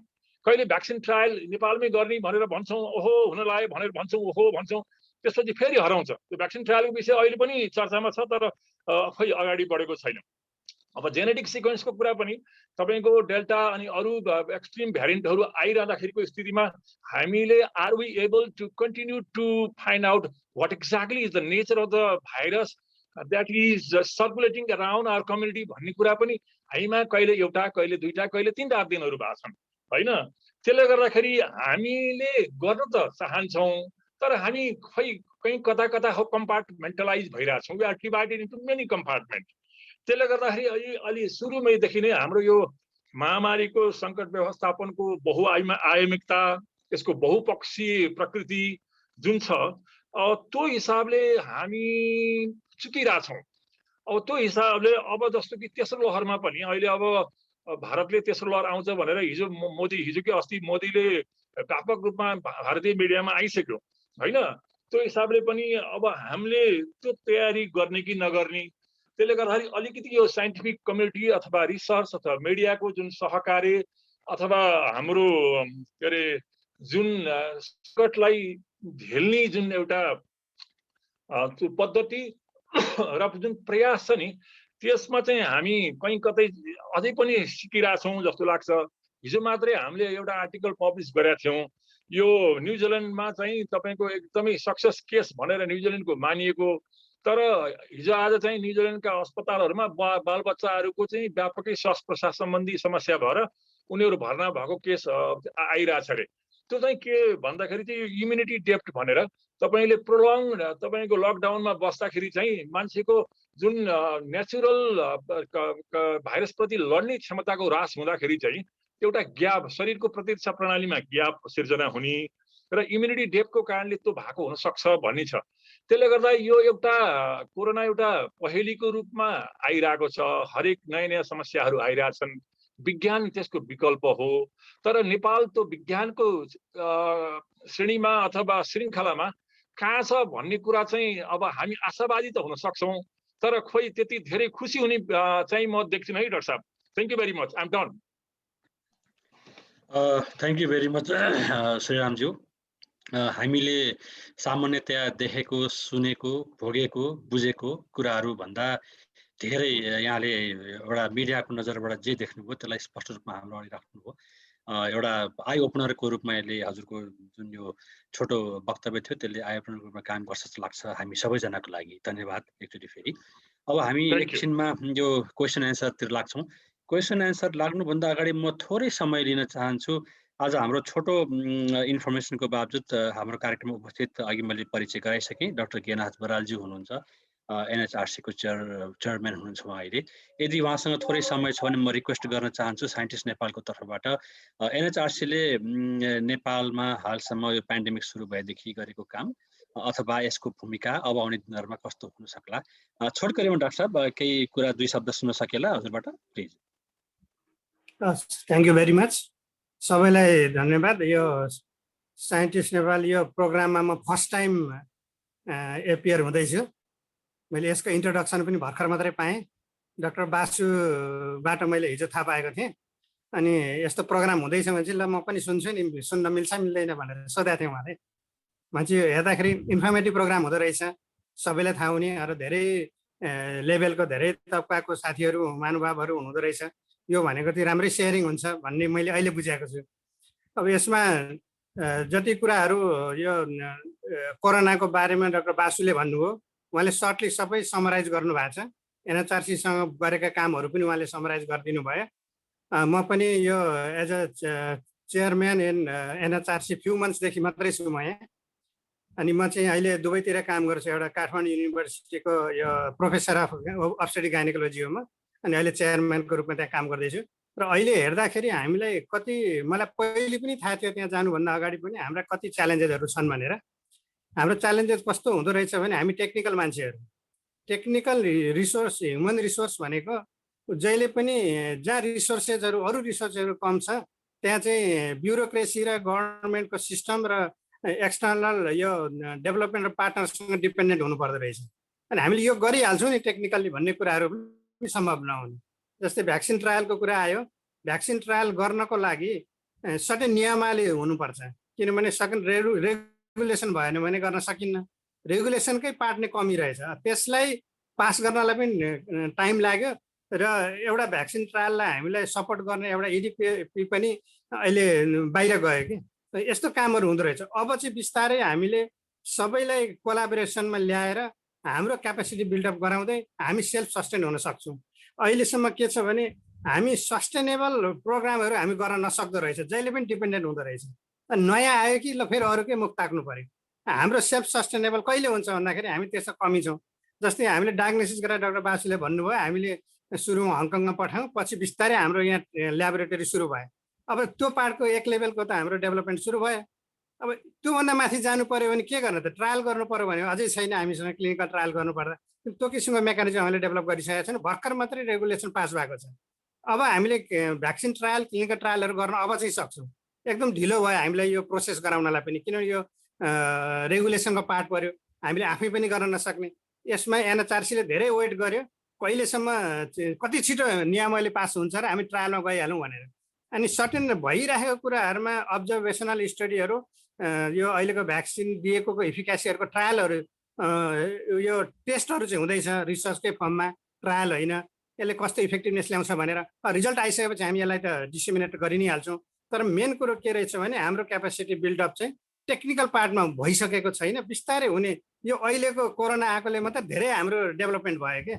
जसरी भ्याक्सिन डेभलप गर्न धेरै वर्ष लाग्छ, तर यो कोरोनाको अगेन्स्टमा भएको भ्याक्सिन डेभलपमेन्ट छिटो भएको छ कि। त्यही हिसाबले हाम्रो ल्याबोरेटरीको क्यापासिटी पनि अलिक छिटो बढेको छ अहिले बेसिक लेभलमा। अब अहिले पनि एनएचआरसीले केही काम गर्नु पऱ्यो भने कि एनपिएचएसमा जानुपर्छ कि केयुसँग हामीले अहिले एमयु गरेका छौँ। त्यो गऱ्यो भने हामीले यो जिन सिक्वेन्सिङ गर्ने अरू गर्छौँ भन्छौँ कि। तर हाम्रो राष्ट्रिय यो जुन प्रयोगशालाको पनि लिमिटेसन छ, आफ्नो सर्टेन ह्युमन रिसोर्सहरू चाहिन्छ, ब्युरोक्रेसीको पार्ट भयो, इम्प्लोइमेन्टको पार्ट भयो, ती सबै कुराले गर्दाखेरि डिफिकल्ट हुँदो रहेछ। एनएचआरसी भनेको त एउटा स्ट्याटिक अटोनोमस बडी भएकोले सबैलाई सबै ठाउँकोलाई चाहिँ हामीले ग्राफ्स गरेर लिन सक्छ र उनीहरूको क्यापेसिटी बिल्डअप गराउन सक्छ। यो भएर हाम्रो अहिलेको प्लान छ अब एउटा छुट्टै इन्डिपेन्डेन्ट एडभान्स मोलिकुलर ल्याबोरेटरी पनि त्यहीँ राख्ने, जसले गर्दा हामी ट्रेनिङ पनि दिन्छौँ। देशभरि कहाँ कहाँ डिफ्रेन्ट प्रोभिन्सहरूमा ट्रेनिङ सेन्टरहरू पनि खोल्छौँ र मान्छेको क्यापेसिटी बिल्डअप गर्न जान्छौँ भन्ने हाम्रो प्लान गरेका छौँ अहिले। त्यो किसिमको केही लेभलमा स्वास्थ्य मन्त्रालयले हामीलाई स्वीकृति पनि दिइसकेको छ। अब यो फाइनेन्सियल पार्ट बढी हुने भएकोले त्यसलाई चाहिँ वेट गर्नुपर्ने छ। अब यो बजेटकै पार्टमा भयो र हामीले अहिले जति गरेका छौँ हामीले अब्जर्भेसनल पार्ट, बेसिक पार्टहरू गरेका छौँ। अनि जसरी इन्डियाले सिरम इन्स्टिच्युटले भ्याक्सिन डेभलप गर्यो त्यो लेभलमा हामी पुगेका छैनौँ, तर त्यसमा पनि पुग्नुपर्छ भन्ने हिसाब चाहिँ हामीले अब लिँदैछौँ कि। भनेपछि केही वर्ष लाग्दो रहेछ, त्यसपछि चाहिँ हामी त्यो लेभलमा पुग्न सक्छौँ। र जति गरेका छौँ अहिले हामीले सर्ट पिरियडमा धेरै ल्याबोरेटरीको पार्ट चाहिँ माथि उठाएका छौँ। अब भ्याक्सिन कति आउँछ कति गर्छ भन्ने कुरा त लेस देन 10% भ्याक्सिनेसन छ, 70 to 80% नभएपछि हामी ढुक्क छौँ भन्न सक्दैनौँ। भनेपछि यो त हामीले अरूसँग मुख ताक्ने बेला भएको छ क्या। यो कसरी घटाउँछौँ? हाम्रो पपुलेसन थोरै छ नि वर्ल्डको पपुलेसन हेर्दा, त्यतिको लागि हामी किन बढाउन सकेनौँ भन्दा हामीलाई मिनिमम हाम्रो रिसोर्सेसहरूलाई युज गरेर पनि हामीले बनाउन सकिसकेका छैनौँ। जस्तै पिसिआर भन्यो भने लेमेनले पिसिआर भन्न साथ अहिले के बुझ्छ भन्दा यो कोरोनाको टेस्ट बुझ्छ कि। पिसिआर त सबै ठाउँमा गर्न सकिन्छ नि, अरूहरूमा पनि, जुन डाक्टर बासुले भन्नुभयो। अहिले हामीले ट्युबरकुलोसिसलाई पनि जुन एक्सट्रा पिसिआरै गर्छ कि, टिबीको लागि पनि जुन फ्रीमा गरिन्छ। भनेपछि हामीले एक किसिमको लेभलको एउटा लेभलको ल्याब बनाइसक्यौँ भने त धेरै कुराहरूको हामीले एड्रेस गर्न सक्दो रहेछौँ न। पछि जुनसुकै किसिमको आओस् यो लेभलमा हामी गयौँ भने राम्रो हुन्छ र हामीले कोलाबोरेसन चाहिन्छ भन्ने हो। सुरुको लेभलमा जति हामीले एक्सटर्नल डेभलपमेन्ट पार्टनरहरूको कोलाबोरेसन पाउँछौँ, तर त्यो चाहिँ कस्तो हुनुपर्छ भने हामी आफू पोलिटिकल्ली भन्यो भने हामी नेसनलिस्ट हुनु पर्यो। यसको अर्थ हामी सेल्फ इन्डिपेन्डेन्टली हुनुपर्छ र सस्टेनेबल डेभलपमेन्ट गराउन सक्यौँ भने अनि हामी पछिलाई चाहिँ प्रोग्रेस गर्न सक्छौँ। यो हिसाबमा एनएचआरसी लाग्दैछ र हामीले एउटा के पनि गर्दैछौँ भने जति क्लिनिसियनहरू छन् डाक्टरहरू छन् उनीहरूको रिसर्च क्यापासिटी बिल्डअप गर्ने भनेर एजुकेसनल प्रोग्राम पनि मैले भर्खर मात्रै सुरु गर्दैछु कि युनिभर्सिटीको अन्डरमा गरेर त्यो गरेपछि नेक्स्ट इयरदेखि त हाम्रो सबै स्पेसलिस्ट डाक्टरहरूलाई पनि सर्टेन जतिले ट्रेनिङ लिनुहुन्छ उहाँले नयाँ ट्रायलहरू नयाँ रिसर्च सुरु गर्नुहुन्छ र यहाँकै पिपुललाई चाहिने खालको रिसर्च प्रोडक्ट निकाल्नुहुन्छ जो कि हामीले यो पेन्डेमिक आयो अब अमेरिकाले के भन्छ र के औषधि बनाइदिन्छ र त्यो गरौँ इन्डियाले के बनाइदिन्छ र अनि हामी त्यो युज गरौँला भनेर मुख ताक्नु नपरोस् भन्ने हिसाबले हामीले बिल्डअप चाहिँ गर्दैछौँ अहिले हाम्रो सर्टमा गर्न थालेको यही हो यति अपर्च्युनिटी दिनुभएकोमा यहाँलाई धेरै धेरै धन्यवाद पछि पनि यो प्रोग्राममा यसरी इन्भल्भ हुन पाऊँ धेरै इन्फर्मेटिभ कुराहरू हुँदो रहेछ सेयर गर्न पाऊँ भन्छु थ्याङ्क यू भेरी मच धन्यवाद बराल डाक्टर साहब निश्चय पनि निकट भविष्यमा यहाँको समय मिलेको खण्डमा साइन्टिस्ट नेपालको आउने सेसनहरूमा यहाँको तर्फबाट एनएचआरसी को रोल नेपालको जनस्वास्थ्य क्षेत्रमा के रह्यो र के हुनेछ भन्ने बारेमा अझै हामी विस्तृतमा यहाँबाट सुन्न पाउँछौँ होला आशा गरौँ हामी आशावादी भएर पर्खिनेछौँ यहाँलाई अब हामी समय पनि बढ्दै गएको छ र अब हामी क्वेसन एन्सरको सेसनमा पुगेका छौँ क्वेसन एन्सरतिर गरमतिर लागौँ होइन बुझु सर अब यो क्वेसन एन्सरको क्रममा मैले एउटा प्रश्न आएको देखेको थिएँ यो च्याट बक्समा त्यसमा भुजु सरले नै राख्नु भएको प्रश्न जस्तो लाग्छ मलाई what scientist think about vaccine nationalism Bhuju sir यहाँ आफैले यो प्रश्नको बारेमा दुई शब्द राख्नुहुन्छ कि हस् thank you doctor Praveen my question is very straight and straightforward in the sense कि श्रीरामजीले अहिले कति राम्रोसँग भन्नुभयो कि developing the vaccine within less than a year and making available to nearly half of the world's population भनेको 3 अर्बभन्दा बढी मान्छेलाई 6 महिनाभित्रमा भ्याक्सिन दिन सक्नु र अनि 1 वर्षभित्र भ्याक्सिन पैदा गर्ने त्यो आफैमा वन्डर अफ साइन्स हो वास्तवमा त्यो म्यानेजमेन्ट पनि साइन्स हो है let me remind but very unfortunately there is what we call the vaccine nationalism जसले गर्दाखेरि कुनै देशलाई आफूलाई चाहिने भन्दा 2 गुना 3 गुना 4 गुना बढी भ्याक्सिन चाहिँ सञ्चय गरेर राखेको छ अब मेरो आग्रह हाम्रो डाक्टर बासु पाण्डेलाई सरहरुको त्यो अन्तर्राष्ट्रिय प्लेटफर्ममा त्यो एन्टी भ्याक्सिन नेसनलिजमको औषधि पनि पत्ता लगाउने कुरा भइरहेछ कि भन्नु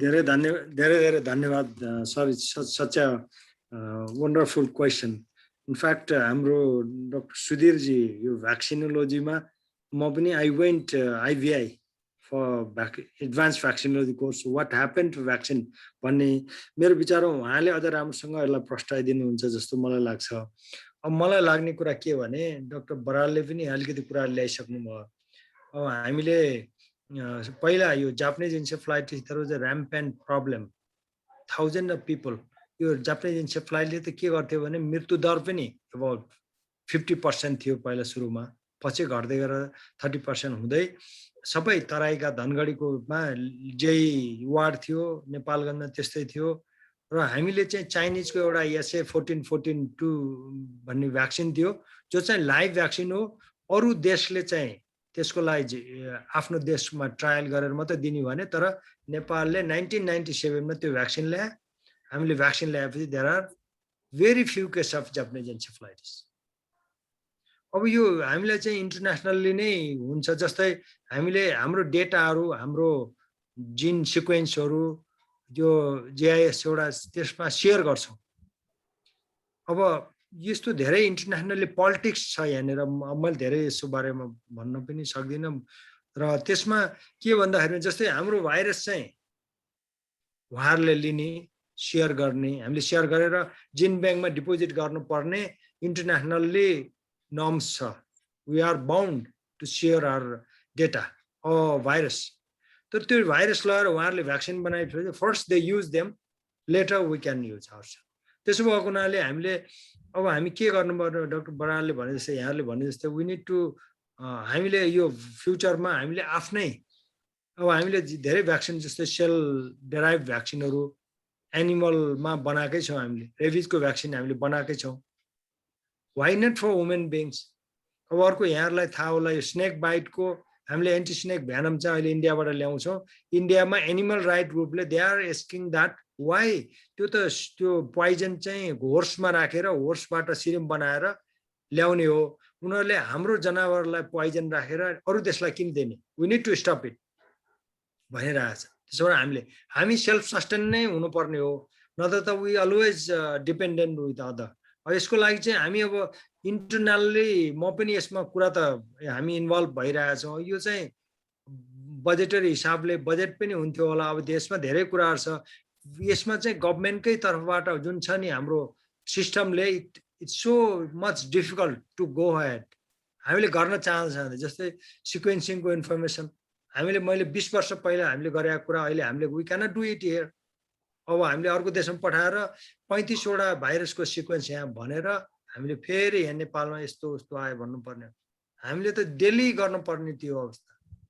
सो हामीले आफ्नै सिस्टमलाई हामीले आफै गर्नु पर्यो सर। सो सरकै चाहिन्छ यहाँनिर।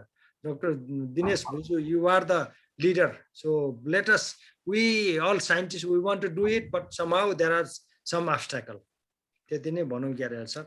Thank you. हजुर, thank you very much Vasudev doctor साहब।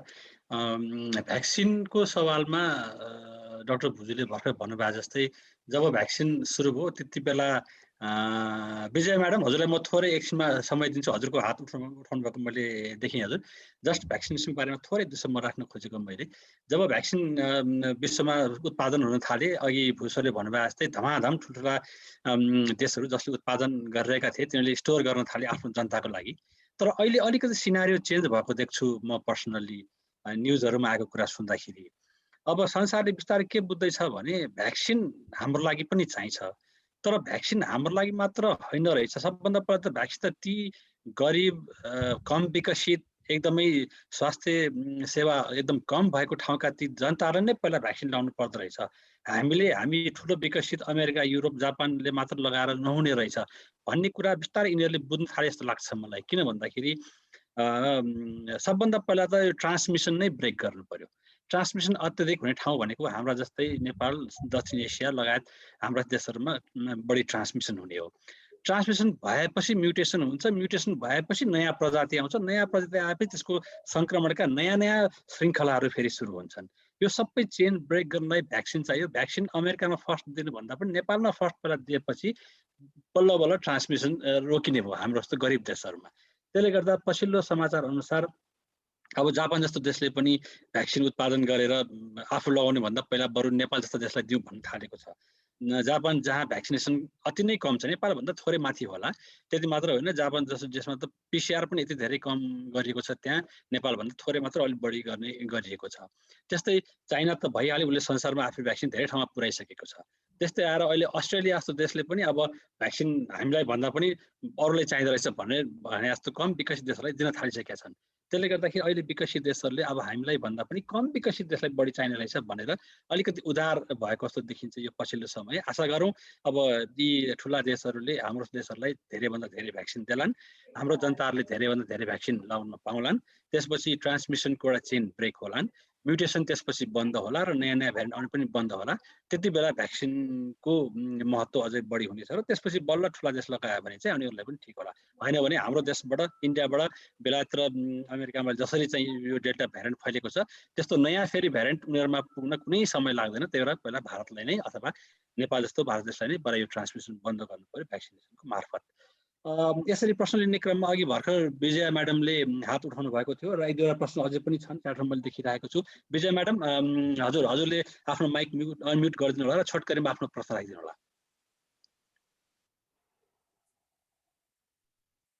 हजुरको म्युट भएको छैन, सायद होस्टले अनम्युट गर्नुपर्ने हो कि विजया म्याडमको माइक। अहिले होस्ट नमस्कार डाक्टर प्रवीण। नमस्कार म्याडम। नमस्कार। अनि मलाई यस कार्यक्रममा सहभागी हुन, सहयोग गर्नुहुने, निम्ता गर्नुहुने हाम्रो डाक्टर भुजूलाई धेरै धेरै धन्यवाद। यो साइन्टिस्ट फोरममा मैले पनि सुन्ने मौका पाएँ, धेरै खुसी लागेको छ। पहिले पनि एक दुईचोटि मैले तपाईँहरूको छलफलमा भाग लिने मौका पाएकी थिएँ। मलाई यो हाम्रो डाक्टर पाण्डेज्यूले राख्नु भएको कुराहरूमा धेरै नै मलाई एकदम खुसी लाग्यो। म रिटायर्ड नर्स हुँ बाई प्रोफेसन, अनि म स्वास्थ्य मन्त्रालयको विशेष सचिव भएर म रिटायर भएकी नर्स हुँ। अब डाक्टर पाण्डेसँग त देखाभेट हाम्रो भयो होला, तैपनि अनि अब हाम्रो डाक्टर बरालज्यूले पनि धेरै कुराहरू राख्नुभयो, धेरै धन्यवाद। मेरो एक दुईटा प्रश्न के भने, हामीले एउटा ट्रेनिङ सञ्चालन गरेका थियौँ। म अहिले प्रतिमान निमा मेमोरियल फाउन्डेसन भन्ने एउटा नन पोलिटिकल अर्गनाइजेसन छ भैरवामा स्थित, अनि त्यो अर्गनाइजेसनबाट एउटा ट्रेनिङ, कोभिड विशेष ट्रेनिङ मैले सञ्चालन गरिराखेको थिएँ। त्यही ट्रेनिङ अन्तर्गत आएका प्रश्नहरू मलाई यहाँ राख्नु मन लाग्यो। के भने आज बिहान हाम्रो 56वटा एपिसोड ट्रेनिङ भयो। झन्डै 5000 जनशक्तिलाई हामीले तालिम दियौँ। 5000 नर्स, डाक्टर र प्यारामेडिक्सहरू, यसमा डाक्टरहरू पनि संलग्न हुनुहुन्थ्यो।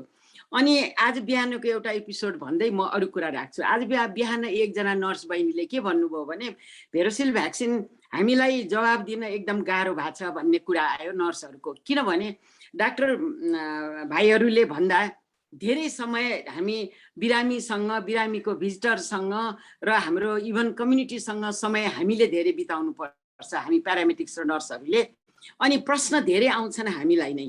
अनि हाम्रो बहिनीहरूले के भन्नुभयो भने, एकजना बिरामीले, एकजना क्लाइन्टले, प्रेग्नेन्ट महिलाले भेरोसिलको भ्याक्सिन लगाइछिन् फर्स्ट डोज। आज बिहान मात्रै हाम्रो क्लोजिङ थियो, त्यसमा आएको प्रश्न मैले हजुरहरूलाई राखेँ। भेरोसिलको भ्याक्सिन लगाइछन्, अनि उनी दोस्रो भ्याक्सिन लगाउन जाने डेट आउन लागिराखेको थियो अरे। अनि त्यो नर्सलाई उनले सोधिछन्, म दोस्रो भ्याक्सिन लगाउन जाउँ कि नजाउँ दिदी भनेर सोद्धाखेरि उनलाई के भन्नु भइराखेको थियो अरे। अनि उनले जवाबै दिए थिएनन्। डाक्टरलाई सोध न बहिनी भनेकी थिइन्। त्यो महिलालाई डर लाग्यो, नभन्दै उनले त्यो दोस्रो भ्याक्सिन लगाउनु भन्दा अगाडि नै उनको मिसक्यारेज भयो। भनेपछि अहिले कम्युनिटीमा मलाई यो 5000 नर्सहरूको फिडब्याकमा के भइराखेको छ भने, विभिन्न प्रश्नहरूको जवाब दिन हामीले फ्रन्टलाइनरलाई तयार पार्नुपर्ने अवस्था पनि आइसक्यो। हुन त कोभिड त धेरै कम भयो भनिन्छ, तैपनि साइन्टिफिक एप्रोचले अझ यसमा डरै छ भन्ने हाम्रो भावना डाक्टर पाण्डेज्यूले भन्नुभयो, हाम्रो डाक्टर बराल भाइले भन्नुभयो। अब प्रश्नको उत्तरमा गर्भवती महिलाले भ्याक्सिन लगाउने कि नलगाउने, यो ब्लड थिनर खाएकाहरूले लगाउने कि नलगाउने, डायबिटिज र अरू हार्ट डिजिज इत्यादि रोग भएकाले यो लगाउने कि नलगाउने भ्याक्सिन भन्ने धेरै प्रश्नहरू यो मेरो 5000 नर्स बहिनीहरूको कुरा थियो। अनि हामीले ब्राउन युनिभर्सिटीले गरेको एउटा ट्रेनिङ प्रोग्राममा प्याकेट उनीहरूले डेभलप गरेको रहेछ। अनि यो हाम्रो संस्थाले होप प्रोजेक्ट, अमेरिकाको होप प्रोजेक्टसँग सम्झौता गरेर हामीले ट्रेनिङ सुरु गर्यौँ। यो ट्रेनिङको मोड्युल 3टा मोड्युल छ। 3टा मोड्युलमा उनीहरूले पहिलो मोड्युलमा भ्याक्सिन बारे भनेको छ। जस्तो हामी जनताहरूले पनि त कति पटक हामीलाई त गिनी पिग बनायो भन्छौँ, हामी अलिकति मध्यस्तरीय व्यक्तिले यो हामीलाई गिनी पिग बनायो है, नेपालमा अरू ठाउँमा भ्याक्सिन बनाउँछ, हामी कहाँ ल्याएर उ गर्छ भन्ने पनि प्रश्नहरू आए। त्यसकारणले हाम्रो त्यो मोड्युलमा भ्याक्सिन कसरी बनाइन्छ, कति फेजबाट बल्ल भ्याक्सिन बन्छ भन्ने कुराहरूको हामीले अलिकति अवेरनेस गरायौँ। अनि दोस्रो पक्ष भनेको हामीले दोस्रो मोड्युलमा यो हेजिटेन्सी धेरै डाक्टर साहबहरू, यहाँ वैज्ञानिकहरू हामीले पनि कति भ्याक्सिन चाहिँ सुरुमा लिएनौँ, इभन हामीले पनि लिएनौँ, कति स्वास्थ्य कर्मीले लिनु भएन। अनि ल अरूले 2-4 जनाले ल्याओस् अनि हामी लिन्छौँ भन्नुभयो। अनि त्यो हामीले भ्याक्सिनको बारेमा कम्युनिकेसन र हेजिटेन्सी कसरी हटाउने भन्ने बारेमा विभिन्न उदाहरण दिएर हाम्रा नर्स बहिनीहरूलाई ल है तपाईँहरूको रोल अब यो हुनेछ, बिरामीलाई, भिजिटरहरूलाई यो सम्झाउनु पर्छ भनेर हामीले दोस्रो मोड्युलमा भन्यौँ। अनि तेस्रो मोड्युलमा इभन अहिले पनि पब्लिकली सोध्दैछन्, डाक्टर साहबहरूलाई पनि सोध्दै होलान्, कुन चाहिँ भ्याक्सिन लगाउने त, प्रायोरिटाइजेसन। जस्तो उदाहरणकै लागि हामीले पहिलो डोज भ्याक्सिन लगाएको हेर्नुहोस् न, मैले नै लगाउन पाएको छैन दोस्रो डोज भनेपछि यो भ्याक्सिनको पनि पहुँच हुँदैन, हामीले के गर्ने भनेर यो जनमानसले हामीलाई प्रश्न गरिराखेको छ। त्यो भएको कारणले हामीले अब डाक्टर पाण्डेलाई, डाक्टर बरालज्यूलाई मेरो प्रश्न, कम्युनिटी लेभलमा यो मेसेज पुर्याउनलाई खै अब WHO ले भनेको कुरा त हो, WHO ले धेरै निकालेको छ, तर त्यो दूर दराजका मान्छेले त्यो बुझेनन् कि यसमा हामीले केही गर्नुपर्छ कि भन्ने मेरो जिज्ञासा।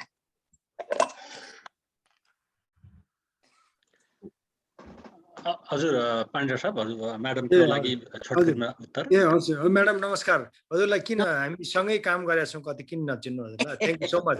हजुरले एकदमै राम्रो जो 100औं प्रश्न आउने जुन चाहिँ एकदमै व्यावहारिक प्रश्न ल्याउनु भएको छ। अब पहिलो कुरा त के हो भने यो भ्याक्सिन बनाउने धेरै विधि छ, यो सबै भनेर अहिले धेरै गाह्रो छ। अब लाइभ भ्याक्सिन हुन्छ, कोही इनएक्टिभेटेड हुन्छ, कोही धेरै खालको हामी इन्जिनियरिङ गरेर गराउँछौँ। यो धेरै कुराहरू छ, यो अहिले समय पनि भएन, यसलाई पछि फेरि गरौँला। अब पहिलो कुरा के हो भने हामीले यी सबै भ्याक्सिनहरू क्लिनिकल ट्रायल 3rd पुरा गरेर WHO ले प्री क्वालिफिकेसन दिइसकेका भ्याक्सिनहरू मात्रै नेपालमा आउने हो। त्यो कुरा चाहिँ हामीले भन्नुपर्छ र त्यो चाहिँ लाउनुपर्छ। हरेक भ्याक्सिन बनाउने कम्पनीले आफ्नै क्लेम छ, हामी यति % इफिकेसी छ भन्ने कुराहरू हुन्छ। त्यो इफिकेसी हेरेरै हामीले लगाउने हो। जस्तै कोभिसिल्डको 70% अथवा भेरोसेलको त्यहाँभन्दा बढी, यसरी विभिन्न छ। अब पहिलो कुरा मलाई दुःखद कुरा भन्नुभयो, मिसक्यारेज जुन एउटा बहिनीको भयो, त्यो चाहिँ एकदमै नराम्रो कुरा भयो। पहिला हामीले कहिल्यै पनि यो प्रेग्नेन्ट वुमेनलाई यो भ्याक्सिन दिनु हुँदैन, नदिनुहोस् भनेर भने कहिले पनि दिनुहोस् भनेर भनेको छैन। त्यो कुरा चाहिँ कहाँबाट भयो, यो कुरा चाहिँ एकदमै सिरियस कुरा भयो। हामी स्वास्थ्य मन्त्रालयमा डाक्टर बराल पनि हुनुहुन्छ अहिले, यो कुरा राख्नुपर्छ हजुरले ठाउँमा, त्यहाँको पब्लिक हेल्थ अफिसलाई पनि भनेर। खास यो के कारणले भयो त, यो डाइरेक्टली सँग लिङ्क नभएको होला सायद, तर पनि दिनै नहुने ग्रुपलाई हामीले त्यो स्टडी नै भएको छैन। त्यसो भएर चाहिँ हामीले दिनै नदिने, हामीले धेरै WHO सँग बसेर यो भ्याक्सिनहरू अहिले दिएको भ्याक्सिनले सायद अहिले यो हजुरले भन्नुभयो जुन भ्याक्सिन हामीले एउटा लगाएर बसेका छौँ, अर्को भ्याक्सिन कहिले आउने, साधारणतः 3 देखि 4 हप्ता कोभिसिल्डको कुरा गर्दा लगाउने हो। त्यसपछि भएन भने पनि एन्टिबडीको त्यो टाइटर जुन हुन्छ त्यो त घट्दै जाला, तर पनि सेलमा अलिकति मेमोरी सेलहरू बस्छ। अर्को भ्याक्सिन दिएपछि मेमोरी सेल स्टिमुलेट भएर काम गर्छ भन्ने अहिलेसम्मको स्थिति हो। त्यो त रिसर्च नगरेर भन्नै सकिँदैन। अब कहिले पनि क्रस एक्सचेन्ज चाहिँ गर्नु भएन, एउटा भ्याक्सिन दिएर अर्को दिनु भएन। अब कति मान्छेले मलाई सोध्छ नि अमेरिकन लाउनुपर्छ, यो जोन्सन म पहिला 2टा लगाइसकेँ, अब लगाइदिन्छु फेरि हुन्छ भनेर सोध्छ। त्यस्तो गर्नु भएन, एकदमै त्यो कुरा गर्नै हुँदैन। एकदमै हामीले भन्नु पर्यो, हजुरको ट्रेनिङमा बताइदिनु पर्यो। अहिलेसम्म पनि क्रस एक्सचेन्ज चाहिँ भ्याक्सिनको गर्नु हुँदैन, हामीले थाहा पाएको कुरा। अर्को कुरा के भने अब यो भ्याक्सिनको धेरै कुराहरू भइरहेछ, यसको स्टियरिङ कमिटी छ। अब यहाँ अरू साइन्टिस्टहरू हुनुहुन्छ, अरूले पनि कन्ट्याक्टमा हुनु होला। WHO ले अब यो भ्यारिएन्टलाई थप भ्याक्सिन दिनुपर्ने हो कि, अथवा हामीले 6 महिनापछि फेरि बुस्टर दिनुपर्ने हो कि, यसलाई क्रस एक्सचेन्ज गर्न मिल्छ कि त, आदि इत्यादि अध्ययन हुँदैछन्। अहिले स्पेसिफिकल्ली दिन नहुने ग्रुपलाई less than 18 years pregnant lady यस्तोहरूलाई दिनु हुँदैन। अहिले चाहिँ जुन गभर्मेन्टले सबै कुराहरू सल्लाह गरेर यो एजलाई यो दिने भनेको त्यसलाई स्ट्रिक्टली फलो गरिदिनुपर्छ। त्यसपछि हामीले चाहिँ रिसर्चको कुरा चाहिँ हामीले गर्दै गरौँला। कसैको पनि त्यसको भ्याक्सिनको कारणले राम्रो कारणले गर्दा नराम्रो भयो भने दुःखद कुरा हुन्छ। Thank you madam, over to you Praveen doctor. हजुर thank you doctor. Doctor Praveen, म यसमा जोड्न चाहे। हजुर, अब प्रेग्नेन्ट महिलालाई इन्जेक्सन भ्याक्सिन नलिनु भन्ने त कहीँ पनि छैन। हिजो कि अस्ति मात्रै इन्डियाले पनि प्रेग्नेन्टहरूलाई भ्याक्सिन दिने भनेर एउटा गाउँमा विज्ञापन गरेको पनि मैले सुनेको थिएँ। डाक्टर साहब, हामीले यही नै पढाउँदैछौँ, यो नर्सेसहरू डक्टरहरूलाई यही नै अवेरनेस हाम्रो प्याकेजमै त्यही छ। हजुरले जे भन्नुभयो, भ्याक्सिन कसरी बनिन्छ, यसको एफिकेसी के छ, यसको प्रायोरिटाइजेसन कसरी गर्ने इत्यादि इत्यादि सबै हजुरले भनेको कुराहरू इन्कर्पोरेट छ डाक्टर। तर मेरो प्रश्न चाहिँ गभर्मेन्ट लेभलबाट पनि हामीले यो जनचेतना अभिवृद्धि गर्नु पर्यो। मैले त जम्मा 5000लाई तालिम दिएँ भन्ने मेरो एउटा सजेसन। Thank you doctor. ठाउँमा पुर्याउला छ madam. Thank you so much. नमस्कार। Thank you madam. म्याडमको कुराहरू फेरि आउने दिनहरूमा हामी सुन्न चाहन्छौँ पक्कै पनि। अब समय पनि सकिन लागेको छ र एक दुईवटा प्रश्न यहाँ छ। डाक्टर प्रवीण, हजुर हजुर डाक्टर साहब। विजया म्याडमको कुरामा अलिकति एउटा थपौँ जस्तो लाग्यो डाक्टर बासुको कुरामा पनि। जुन यो भ्याक्सिन डेभलपमेन्ट हुँदाखेरि हामीले जहिले पनि डेभलप गर्दा भल्नरेबल ग्रुपलाई टेस्ट गरेकै हुँदैन, जस्तो कि प्रेग्नेन्सी लेस देन 18 इयर्सबाट गरेको हुँदैन। त्यही भएर एज अ प्रिन्सिपल यो भल्नरेबल एज ग्रुपलाई टेस्ट गरेको छैन, त्यसैले हामीले यसमा केही भन्न सक्दैनौँ मात्रै भनेको हुन्छ। त्यही कुराहरू सुरुमा कम्प्लिकेट गरेको हो। तर अहिले हेर्दाखेरि दिनै हुँदैन कन्ट्रा इन्डिकेटेड भनेर भनेको चाहिँ छैन। अनि हामीले अहिले प्रेग्नेन्सीमा पनि कतिले प्रेग्नेन्सी हो भन्ने कुरो प्रेग्नेन्सी टेस्ट गरेर भ्याक्सिन गरे पनि छैन। त्यसैले प्रेग्नेन्सीमा पनि अहिले जतिलाई दिएको छ, जति भइसकेको छ नि, तिनीहरूलाई एडभर्स इफेक्ट देखिएको पनि छैन अहिलेसम्म चाहिँ। अब धेरै डाटा त आउनै बाँकी छ। त्यसैले प्रेग्नेन्सी छ भने पनि दिए हुन्छ भनेर भन्छौँ। तर रिसर्चको प्रिन्सिपल अनुसार जुनको टेस्ट गरेको छैन त्यसलाई हुन्छ कसरी भन्ने हिसाबले नदिनु भने मात्रै हो सुरुमा। तर प्र्याक्टिकल्ली हेर्ने हो भने यसलाई पनि काम गर्दो रहेछ है भन्ने चाहिँ भयो। त्यही भएर हामीले अहिले प्रेग्नेन्ट वुमनलाई पनि दिए फरक पर्दैन, दिए हुन्छ भनेका छौँ। दिनै पर्छ मात्रै नभनेको, दिए हुन्छ भनेका छौँ। यो चाहिँ हाम्रो डिप्लोमेटिक एन्सर हो यो। तर प्र्याक्टिकल कुरा पनि यही नै हो। प्र्याक्टिकल गर्ने मैले पनि, म त अब्स्टेटिसियन नै हो। कति पेसेन्टहरू आउनुहुन्छ डिल गर्छौँ हामी, बच्चा लिएर आउँछन्, के गरौँ भन्छ, दिनु भन्छु म। हाम्रै गाइनेकोलोजिस्ट डाक्टरहरूले म लिउँ कि नलिउँ, म प्रेग्नेन्ट छु भन्छन्, कतिले लिनु भन्छु म। किनभने त्यसलाई नदिनु त भनेको छैन नि कहिले, हामीले टेस्ट पो गरेका छैनौँ भनेको छौँ त। यो चाहिँ प्र्याक्टिकल कुरा हो। र विजय म्याडमले भन्नुभएको जति कुरा छ, यो फ्रन्टलाइनरहरूलाई पनि इन्फर्मेसन कम पुगेको छ है। अनि अर्को कुरो, यो जुन स्केप्टिकल हुने पार्ट फ्रन्टलाइनरमा बढी छ के। हाम्रो ल्याबोरेटरीमा जहिले पनि ब्लड ड्र गरिराख्ने अगाडि पेसेन्टकै अगाडि बस्नेहरू पनि यो के हो भनेर भ्याक्सिन नल्याएको छन्, जति भन्दा पनि नमानेको। नमानेपछि त के गर्ने। अनि अहिले पछि चाहिँ हाम्रो के रिजल्ट आयो भने जसले भ्याक्सिन लिइसकेको छ उनीहरूलाई फेरि रिइन्फेक्सन भयो भने सिभिरिटी कम हुन्छ, मोर्टालिटी कम हुन्छ भन्ने इन्फर्मेसन आएपछि हामीले पहिले लिनु पर्दो रहेछ भन्ने भयो क्या। यसरी बिस्तारै आउँछन् यो अवेरनेसको कुरा।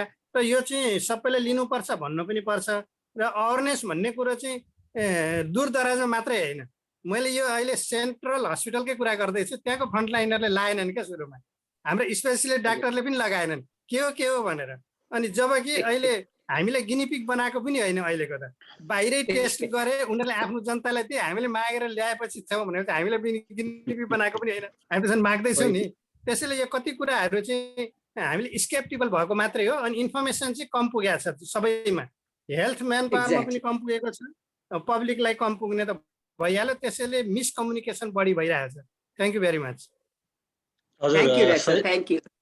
सही कुरा बराल डाक्टर साहब। यो कोरोना पेन्डेमिक सुरु भएपछि कोरोनासँग सम्बन्धित औषधि र भ्याक्सिनहरू हामी सबैलाई थाहा भएको हो। यसमा चाहिँ फर इमर्जेन्सी युज ओन्ली भन्ने शब्द पनि प्रयोग गरिएको छ। त्यसको अर्थ के भन्दाखेरि सामान्यतया भ्याक्सिन निकाल्नको लागि वर्षौँ लाग्ने क्रममा अघि धेरै हामीले चर्चा गरिसक्यौँ, यसलाई 1 वर्षभित्र या 1.5 वर्षभित्र नै निकालिएको छ। त्यस अर्थमा यो अलि हतारै गरेर निकालिएको जुन आजको आवश्यकता हो। यसबारेमा धेरै अध्ययन र अनुसन्धान गर्न अझै कति बाँकी छन् नै होला। त्यसले गर्दाखेरि बराल डाक्टर भन्नु जस्तो हामीले गर्न हुने कुराहरू भनिरहेका छौँ, गर्न नहुने कुराहरू कतिपय हामीले चाहेर पनि भन्न सकेका छैनौँ, किनकि त्यसमा अध्ययनै भएको छैन, किनकि त्यसको लागि समय नै आइसकेका छैन। त्यसले गर्दाखेरि डिटेल कुराको लागि सायद हामीले अझै पनि कति वर्ष सायद पर्खिनै पर्छ होला। फेरि पनि भन्यो भने समय सकिन लागेको छ। 1-2वटा प्रश्न आइसकेको छ, अघि नै आएको हो, त्यसलाई म छोडेर राखिहाल्न चाहन्छु। हाम्रो आजको म्याडम चेयरिङ म्याडमको अनुमति लिएर हाम्रो प्रोफेसर अञ्जना सिंह म्याडमले पठाउनु भएको प्रश्न छ, 1, 2, 3, 4 छ। प्रश्न अलिकति लामै पनि छ कि छोटकरी म यहाँ भन्न चाहन्छु। What is the rate of vaccination right now भनेर सोध्नु भएको छ नम्बर 1। वासुदेव डाक्टर साहब यसको उत्तर पाइन्छ होला? What is the rate of vaccine right now भनेको अहिलेसम्म कति कभर भन्नुभयो होला? उहाँले म्याडम अब 2 डोज भ्याक्सिन चाहिँ अहिलेसम्म हामीलाई थाहा भएको एबाउट 3%ले पाउनु भएको छ। अब अस्तिसम्मको रेटमा 9%लाई फर्स्ट डोज लगाएर बसेको, फर्स्ट डोज मात्रै लगाएको। अब अहिले चाहिँ फेरि 2 दिन अगाडिदेखि चाहिँ धेरै भ्याक्सिनेसन भएको छ, त्यो रेट चाहिँ अलिक बढेको होला। अर्को 2 नम्बरको प्रश्न, what is the rate of infection in Nepal in male and in female and in male भनेर सोध्नु भएको छ। मेल र फिमेल इन्फेक्सन कति छ भने? मेलमा अब म्याडम पहिलो फर्स्ट वेभमा चाहिँ मेल प्रिडोमिनेन्ट थियो, मोर देन 65% मेल र फिमेलमा 30-35 थियो। ग्रेजुअल्ली त्यो चाहिँ ग्याप चाहिँ अलि न्यारो भएको छ। अहिले पनि मेलमा बढी छ, तर पहिलाको वेभ भन्दा चाहिँ अहिले फरक छ। अहिले अलि न्यारो भएको छ, 10-15% फरक मात्रै हो। फिमेललाई पनि बढी नै भएर गएको छ। हजुर त्यस्तै 3 नम्बरमा उहाँको who are the trained persons in laboratories who worked in COVID-19 भनेर भन्नुभएको छ। ल्याबमा काम गर्नुमा ट्रेन्ड पर्सन को होला भनेर सोध्नु भएको जस्तो लाग्छ अब मलाई। ट्रेन पर्सन त यस्तो छ, अब यो राष्ट्रिय जनस्वास्थ्य प्रयोगशालाले गर्ने काम हो, उहाँले चाहिँ तालिमहरू दिनुभएको छ र त्यसमा चाहिँ अहिले खास गरेर अब ल्याबोरेटरीमा काम गर्नेहरू जस्तै त्यहाँ भाइरोलोजिस्ट पनि 1-2 जना WHO बाट पनि हायर गरेका छ, अरू युनिभर्सिटी पनि छ, म्याडमहरूसँग पनि कोलाबोरेसन होला सायद। त्यसमा चाहिँ टेक्निसियनहरूलाई खास गरेर टेक्निसियनहरूलाई PCR को ट्रेनिङहरू दिएको छ। अहिले त अटोमेटिक एक्सट्र्याक्सन मेसिनहरू पनि आइसक्यो, पहिला जस्तो म्यानुअल प्रोसेस छैन, त्यसो भएर एक्सट्र्याक्सनको प्रोसेस पनि छ र PCR कुराहरू छ। धेरै चाहिँ टेक्निसियनहरूलाई नै ट्रेनिङमा माइक्रोबायोलोजी मास्टरको उहरूलाई पनि इन्गेज गरेका छ, तर फेरि उहाँहरूलाई रिपोर्ट दिन नमिल्ने आदि कुराहरू भएको हुनाले अरू BMLT लगायत अरू यसमा इन्गेज गर्नुभएको छ। त्यो चाहिँ NPHL कै अन्डरमा पर्छ, धेरै उहाँहरूलाई जानकारी छ त्यहाँ NPHL को। म्याडम थ्याङ्क यू, त्यही नै हो। उहाँको अन्तिम प्रश्न या 4 नम्बरको प्रश्न चाहिँ is there any chance of collaborative research like in other parts of the world? Is there possibility or present in Nepal collaboration between university, private partners and government laboratories right now? भनेर सोध्नु भएको छ। त्यस्तो कोलाबोरेसनको possibility म्याडमसँग त हामीले धेरै पहिलादेखि नै हामी डेङ्गे लगायत अरू विभिन्न हामी सँगै कोलाबोरेसन गरेकै छौँ। अब अरू पनि यस्तो पार्टनरसिप त हुन्छ नै। अब त्यसमा चाहिँ अब त्यो गभर्मेन्टको हिसाबले गभर्मेन्टले के कसो गर्ने भने म पनि अहिले गभर्मेन्टबाट अलिक फरक काम गरिरहेको छु, तर हामीले गर्न सक्ने कुरामा हामी सँगै कोलाबोरेसन गर्नुपर्छ विदाउट, किन काठमाडौँमा एबाउट 70% चाहिँ प्राइभेट हस्पिटल र मेडिकल कलेजहरूले सेवा दिने भएको हुनाले विदाउट प्राइभेट प्र्याक्टिसनर अथवा प्राइभेट हस्पिटल युनिभर्सिटीसँग कोलाबोरेसन नगरेसम्म कहिले पनि गभर्मेन्टको तर्फबाट मात्रै काम हुन सक्दैन, कोलाबोरेसन हुनुपर्छ भन्नेमा म छु। Madam thank you. हजुर thank you very much doctor साहब। अब यो अन्तिम प्रश्न आजको लागि अतुल उपाध्यायज्यूले लेख्नु भएको छ, what is your thoughts opinion on herd immunity? अतुलजी धेरै धन्यवाद। उहाँ चाहिँ मेरो रोटरीको हामी चाहिँ एउटै क्लबका छौँ। थ्याङ्क यू सो मच अतुलजी। अब यसमा कस्तो छ भने हामीले पहिलो वेभ आउँदा हामीले सेप्टेम्बरमा एउटा नेसनल सेरो सर्भिलेन्स गरेका थियौँ। त्यसमा एबाउट 14%लाई चाहिँ एन्टिबडी थियो र अहिले आएर सेकेन्ड चाहिँ सेरो सर्भिलेन्स गर्दैछ। अब एक्चुअली विदाउट स्टडी हामीले भन्न त सकिँदैन, तर मलाई लाग्छ काठमाडौँमा एबाउट 50%मा चाहिँ केही न केही खालको एन्टिबडी त भइसक्यो होला। 3% भ्याक्सिनेसन भएको छ। त्यसो भएर अरू देशहरू अरू चाहिँ अब काठमाडौँदेखि बाहिरको पपुलेसनमा पनि, किनभने मान्छेहरू लकडाउन गर्छ काठमाडौँ छोडेर बाहिर जान्छ, लकडाउन खुल्छ फेरि भित्र आउँछ। अब अहिले न्युजिल्यान्डको कुरा आयो, न्युजिल्यान्ड त पुरै भर्जिन कम्युनिटी जस्तो भयो, एकदम लकडाउन गरिदियो, there is no herd immunity. त्यसो भएको हुनाले नेपालमा मलाई लाग्ने चाहिँ हर्ड इम्युनिटीको स्टाटस ओभर 40% चाहिँ छ। अब त्यो चाहिँ अहिले रिपोर्ट आउला सेरो प्रोभिन्सको, 2 हप्ता जति पर्ख्यौँ, त्यसपछि हामीलाई स्पेसिफिक एन्सर आउला। होइन डाक्टर बराल अरू केही छ कि? Thank you. ठिकै हो, रिपोर्ट आउन बाँकी छ। हामीले जति सेरो प्रिभेलेन्स टेस्ट गर्दैछौँ, रिजल्टहरू पनि आउन बाँकी छ, त्यसपछि अलिक क्लियर हुन्छ। अहिलेसम्म त हामीलाई पनि इन्फर्मेसन थाहा छैन नि एक्ज्याक्टली, हामीले अहिले एजम्सन मात्रै हुन्छ अहिलेलाई। हजुर थ्याङ्क यू थ्याङ्क यू। हजुर थ्याङ्क यू भेरी मच। म यो 15 सेकेन्ड मात्रै लिएँ। एउटा सर, यो हिजो अस्तिदेखि एउटा न्युज चाहिँ तपाईँको थाइल्यान्ड सरकारले सिनोभ्याक र अस्ट्राजेनेकाको मिक्स चाहिँ भ्याक्सिन दिने भनेर सुरु गरिसकेका छ।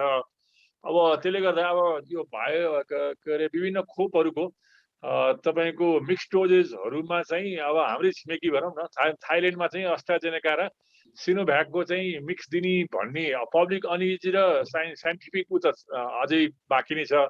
तर थाइल्यान्डको विकास चाहिँ हामीलाई र हाम्रा विज्ञ र अब NHRC को हाम्रो डाक्टर साहबहरूलाई त्यो कतिको जानकारी छ, त्यो हामीले कति हेरिरहेछौँ थाइल्यान्डको केस?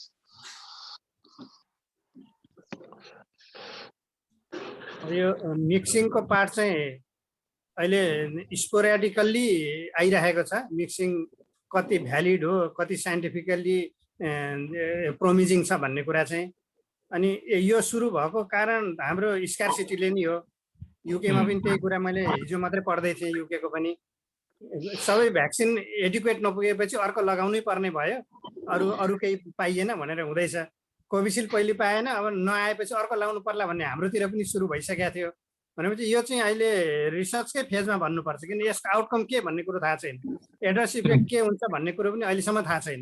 केही त प्रोटेक्सन देला भनेर सुरु गरे मात्रै छन्, त्यसले यसलाई यसै भनिहाल्न चाहिँ सक्दैन अहिले साइन्टिफिक बेसिसको आधारमा चाहिँ। उसो भए यो त अझै खेलबाडै भयो त, यो सबैले आफूले सुरु गर्दैछन्, हामीले टेस्ट गरेका छैनौँ यसमा। यस्तो होला यसमा चाहिँ के भन्दाखेरिमा कुन ओरिजिनबाट भ्याक्सिन बनाएको छ त? जस्तै अब भनौँ अब त्यो डिएनए इन्जिनियरिङको हामीले त स्पाइक प्रोटिन भन्ने प्रोटिन धेरै छन्, त्यो मध्येमा त्यो प्रोटिनको स्पेसिफिक प्रोटिन चेन्ज गरेको हुन्छ। त्यो क्लोजनेस हेरेर हामीले त्यो भ्याक्सिन, किन थाइल्यान्ड चाहिँ साइन्समा धेरै डेभलप छ।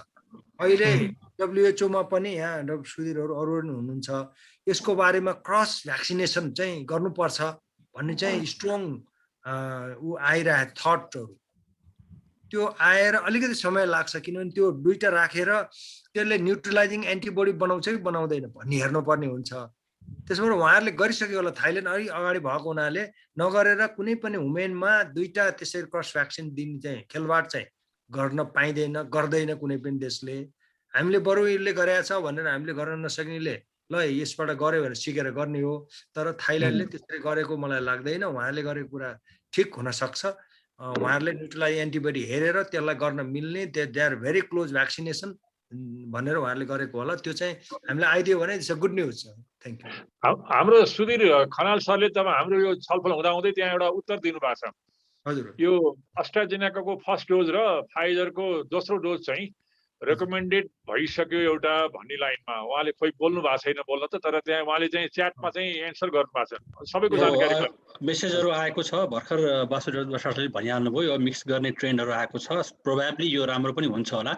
उदाहरणको लागि हामी आज पोलियो भ्याक्सिन खान्छौँ, पोलियो भ्याक्सिन कुन कम्पनीले कसरी बनायो हामीलाई कसैलाई पनि थाहा छैन, जहाँबाट आए पनि चाहिँ हामी खान्छौँ र यसको असर केही देखिया छैन भने जस्तै अघि पनि धेरै कुरा उठिसकेको छ। यो अहिलेको 1 वर्षमा निकालेको भनेको यो अलिकति हतार भन्ने शब्द त प्रयोग गर्नु ठिक नहोला, तर आवश्यकताको हिसाबले यसलाई चाँडै निकालेको छ। यसको बारेमा धेरै अध्ययन हुन बाँकी नै छ, आशा गरौँ चाँडै नै अब आउलान्। भ्याक्सिन पनि थुप्रै उत्पादन हुँदैछ। हाम्रो छिमेकी राष्ट्र पाकिस्तानले पनि बङ्गलादेशले पनि पाकिस्तान निकालिसकेको छ, बङ्गलादेशले पनि निकाल्न सुरु गरिसकेको छ। त्यसर्थ प्रोभाब्ली मेरो विचारमा अर्को 6 देखि 12 महिनाभित्र यहाँ भ्याक्सिन प्रोभाब्ली यहाँ फालाफाल पनि हुन्छ होला। त्यस अर्थमा आज अनुत्तरित प्रश्नहरू थुप्रैको उत्तर हामी त्यसपछि सायद पाउन सक्छौँ होला। हामीसँग समयको एकदमै कमी छ, अब झन्डै अन्त्यतिर पुगिसकेका छौँ। हामीले आजको सेसन चेयर मङ्गलादेवी म्याडमलाई पनि धेरै पर्खायौँ। म्याडम सरी भन्न चाहन्छौँ आजको यो कार्यक्रमको तर्फबाट। अन्त्यमा आजको सेसन अन्त्य गर्नु अघि म्याडमको तर्फबाट आजको यस सेसनलाई विशेष सम्बोधन गरिदिनु हुनको लागि अनुरोध गर्न चाहन्छु। Mangaladevi madam please. Thank you very much. हाम्रो वासुदेव पाण्डे डाक्टर साहबले एकदम विस्तृत रूपमा यसको मङ्गला म्याडम हजुरको अलिकति क्यामेरा मिलाइदिनुहोस् न, किनकि हजुरको थुप्रै विद्यार्थी यहाँ छन्, they all want to see you. किनकि थुप्रै विद्यार्थी छन् हजुरको यहाँ। अब वासुदेव पाण्डे सरले त डाक्टर साहबले त यति विस्तृत जानकारी दिनुभयो कि अब त्यसमा त अब हुन त म त्यो फिल्डमा पनि छैन, म त केमिस्ट, त्यति थाहा छैन, तर अलिअलि त अब पढेकोले हिसाबले हो। तर जुन हामीले अहिले जुन कोल्याबोरेसनको कुरा गर्नुभयो, हामीले नेपालमा मात्रै अब जस्तै बराले सरले पनि भन्यो ल्याब स्ट्यान्डिङ गर्दैछौँ भनेर, हामी कहाँ म्यान पावर त नभएको होइन, ट्रेन म्यान पावर पनि छ। ल्याबलाई कसरी स्ट्यान्डिङ गर्ने भन्ने कुरामा हामीले कोल्याबोरेसन त एकदमै जरुर पर्छ, किनभने सबै सामान सबै ल्याबमा हुनुपर्छ भन्ने छैन। कुनै सामान एउटा ल्याबमा भयो भने त्यसलाई अर्को ल्याबमा अर्कै सामान भयो भने we can do collaboration and standing our research. तर हामी के सोच्छौँ भने मेरो ल्याबमा सबै सामान हुनुपर्छ, त्यो चाहिँ हामी जस्तो डेभलपिङ कन्ट्रीले त्यो एक्सपेक्ट गर्न चाहिँ हुन्छ जस्तो लाग्दैन। तर हाम्रो म्यान पावर जुन छ उनीहरूलाई अपर्च्युनिटी दिनु पर्यो र काममा त्यो गर्नु पर्यो। जस्तै डाक्टर साहबले भन्नुभयो कतिसँग उहाँले कोल्याबोरेसन पनि गरिरहनु भएछ, बाहिरकोहरू पनि सँग कोल्याबोरेसन गरेको छ। कोल्याबोरेसन गर्दा हाम्रो चाहिँ रिसर्च स्ट्रेन्थेनिङ हुन एकदम अपर्च्युनिटी पाउँछौँ हामीले। कति त कुरा हामीलाई अब एक्सपेरिमेन्ट गर्न नपाएर थाहा नपाइरहेको हुन्छ, पेपरमा थाहा भइरहेको, पेपर पढ्दा यस्तो हुन्छ उस्तो हुन्छ भन्ने थाहा हुन्छ, तर एक्चुअली ल्याबमा के गर्ने वी डोन्ट नो। त्यो हुने भएकोले हाम्रो ट्रेनिङ कोल्याबोरेसन गरेर हाम्रो जुन एक्सपर्टिज हामीले डेभलप गर्नुपर्ने हो, कसैलाई बाहिर पनि ट्रेनिङमा पठाउनु पर्छ। अब हामीले अब यतिका भ्याक्सिन आयो पछि यसको इफेक्ट के हुन्छ भनेर डिडिटीको कुरा गरौँ न। डिडिटी आउँदा त हामी कति खुसी भए होइन, पछि डिडिटी पत्ता लगाउनेले नि कति पछुतो गर्यो। त्यसैले यसको आफ्टर इफेक्ट त हामीले स्टडी गर्नु बाँकी नै छ। र बरार डाक्टर हाम्रो म्याडम विजय म्याडमले पनि अब भन्नुभयो हाम्रो पब्लिकमा यसको इन्फर्मेसन धेरै कम छ। जस्तै ब्रेस्ट फिडिङ गर्नेहरूले यो लिनुहुन्छ कि हुँदैन भनेर भनिन्छ। अब डाक्टर साहब कहाँ जान्छ, ब्रेस्ट फिडिङ लिनेले नलिनुहोस् अहिले भन्नुहुन्छ है। अब त्यो लिने कि नलिने, अब म पनि एउटा भ्याक्सिन लिएर बसिरहेको कति दिन भयो, केही थाहा छैन यसको के इफेक्ट, म नलिने भनेर बसिरहेको थिएँ। साथीहरूले एकदम कर गर्यो, नलिकन पनि हुन्छ र तिमीले नलिकन हुन्छ र भनेर कर गरेर लास्टमा गएर लिनु गएको म है। लिँदै नलिने म जेसुकै हुन्छ हुन्छ, अब आफ्नो एज पनि पुग्यो भएको जेसुकै होस् होस् भनेर बसिरहेको थिएँ। त्यस्तो अब कन्भिन्स गर्नै गाह्रो छ है। अब कतिले सोध्न आउँछ, मलाई पनि सोध्छ यो यो औषधि खाऊँ कि नखाऊँ, यो औषधि गरौँ कि यो भ्याक्सिन लिएछु मलाई अलि मेन्टली अलि डिस्टर्ब भइरहेछ पनि भन्छ। अब त्यो चाहिँ तपाईँको साइकोलोजी हो भनेर कन्भिन्स गर्नु। त्यसैले जस्तै श्रीरामजीले लेख्नु भएछ, उहाँको पत्री जुन लेखन हो त्यसले जनमानसमा यसको एकदम चेतना चाहिँ ल्याउनु पर्यो। हामीले जुन गरेको छ जुन त्यो हो, यसको इफेक्ट के हुन्छ, यसको कसरी हुन्छ, त्यो जम्मै हाम्रो साधारण मानिसहरूले थाहा पाउनु पर्छ जस्तो लाग्छ। र म यस विषयमा म एकदम विज्ञ नभएकोले मैले यही बरार सर, विजय म्याडम भयो, वासुदेव डाक्सा भयो, उहाँहरूको जुन सजेसन छ त्यो सजेसनलाई जनमानससम्म सबैलाई पुगोस्। साधारण जस्तै वासुदेव सरले कति सजिलो भाषामा बोल्नुभयो, जस्तै बरार सरले पनि विजय म्याडमले पनि अब ट्रेनिङ दिँदा के भयो भनेर भन्नुभयो, त्यो कुरा चाहिँ हाम्रो पत्र पत्रिकामा पनि आओस्, जस्तै साधारण मान्छेहरूले पनि बुझोस् यस विषय। अब अहिले त हामी के भन्छ भने लकडाउन भयो, अलिक डिस्टेन्स मेन्टेन गर्यो, लकडाउन खोल्यो, अब कालमिटीमा जाऊ त ठेलम ठेला, मन्दिरमा जाऊ त पाइलै टेक्ने ठाउँ छैन, अब के कसले के भन्ने त्यस्तो अवस्था छ। त्यसैले अब जस्तै हाम्रो डाक्टर साहब भन्दै हुनुहुन्थ्यो नि, हामीले यो ब्रेक गर्नु पर्यो। अब डेभलपिङ कन्ट्रीले भ्याक्सिन पाएर ब्रेक भयो भने फैलिँदैन कि भनेको, त्यो ब्रेक गर्नलाई त डेभलपिङ कन्ट्रीलाई सबभन्दा पहिले ट्रेनिङ गर्नुपर्छ जस्तो। अब सरहरूको सबैको यस्तो के भने एकदम इन्सपायरिङ एन्ड एकदम एजुकेटिङ प्रेजेन्टेसनको लागि म धेरै धेरै धन्यवाद टक्राउँछु र म नमस्ते सबैलाई। Thank you madam, thank you very much. आजको कार्यक्रमको झन्डै हामी अन्त्यमै आइपुगिसकेका छौँ। आज निकै राम्रो तरिकाले, बहुपक्षीय तरिकाले डिस्कसन भयो। It is really highly education जस्तो लाग्छ मलाई र सबैलाई त्यही लागेको होला। यति भन्दै आजको यो कार्यक्रम सकेको घोषणा गरौँ। भुजु सर, अरू थप केही छ? नभएदेखि आज अन्त्य गरौँ। केदार सरले केही अन्त्यमा भन्न खोज्नुभयो सर? भन्नुहुन्छ होला नि, अब सच्याउनु नै पर्छ होला है, 8 भइसक्यो। हजुर, एकदम राम्रो भयो आज। हजुर, आउने दिनहरूमा फेरि पनि यस्तै हाइली इन्टरेक्टिङ प्रोग्रामको हामी एक्सपेक्टेसन गर्दै आज बिदा मागौँ, बिदा हुँ। नमस्कार सर, नमस्कार। हस् हस्, नमस्कार नमस्कार सबैजनालाई, नमस्कार नमस्कार। हस्, नमस्कार नमस्कार मङ्गला म्याडम, धेरै धेरै नमस्कार। नमस्कार सर। है, नमस्ते म्याडम।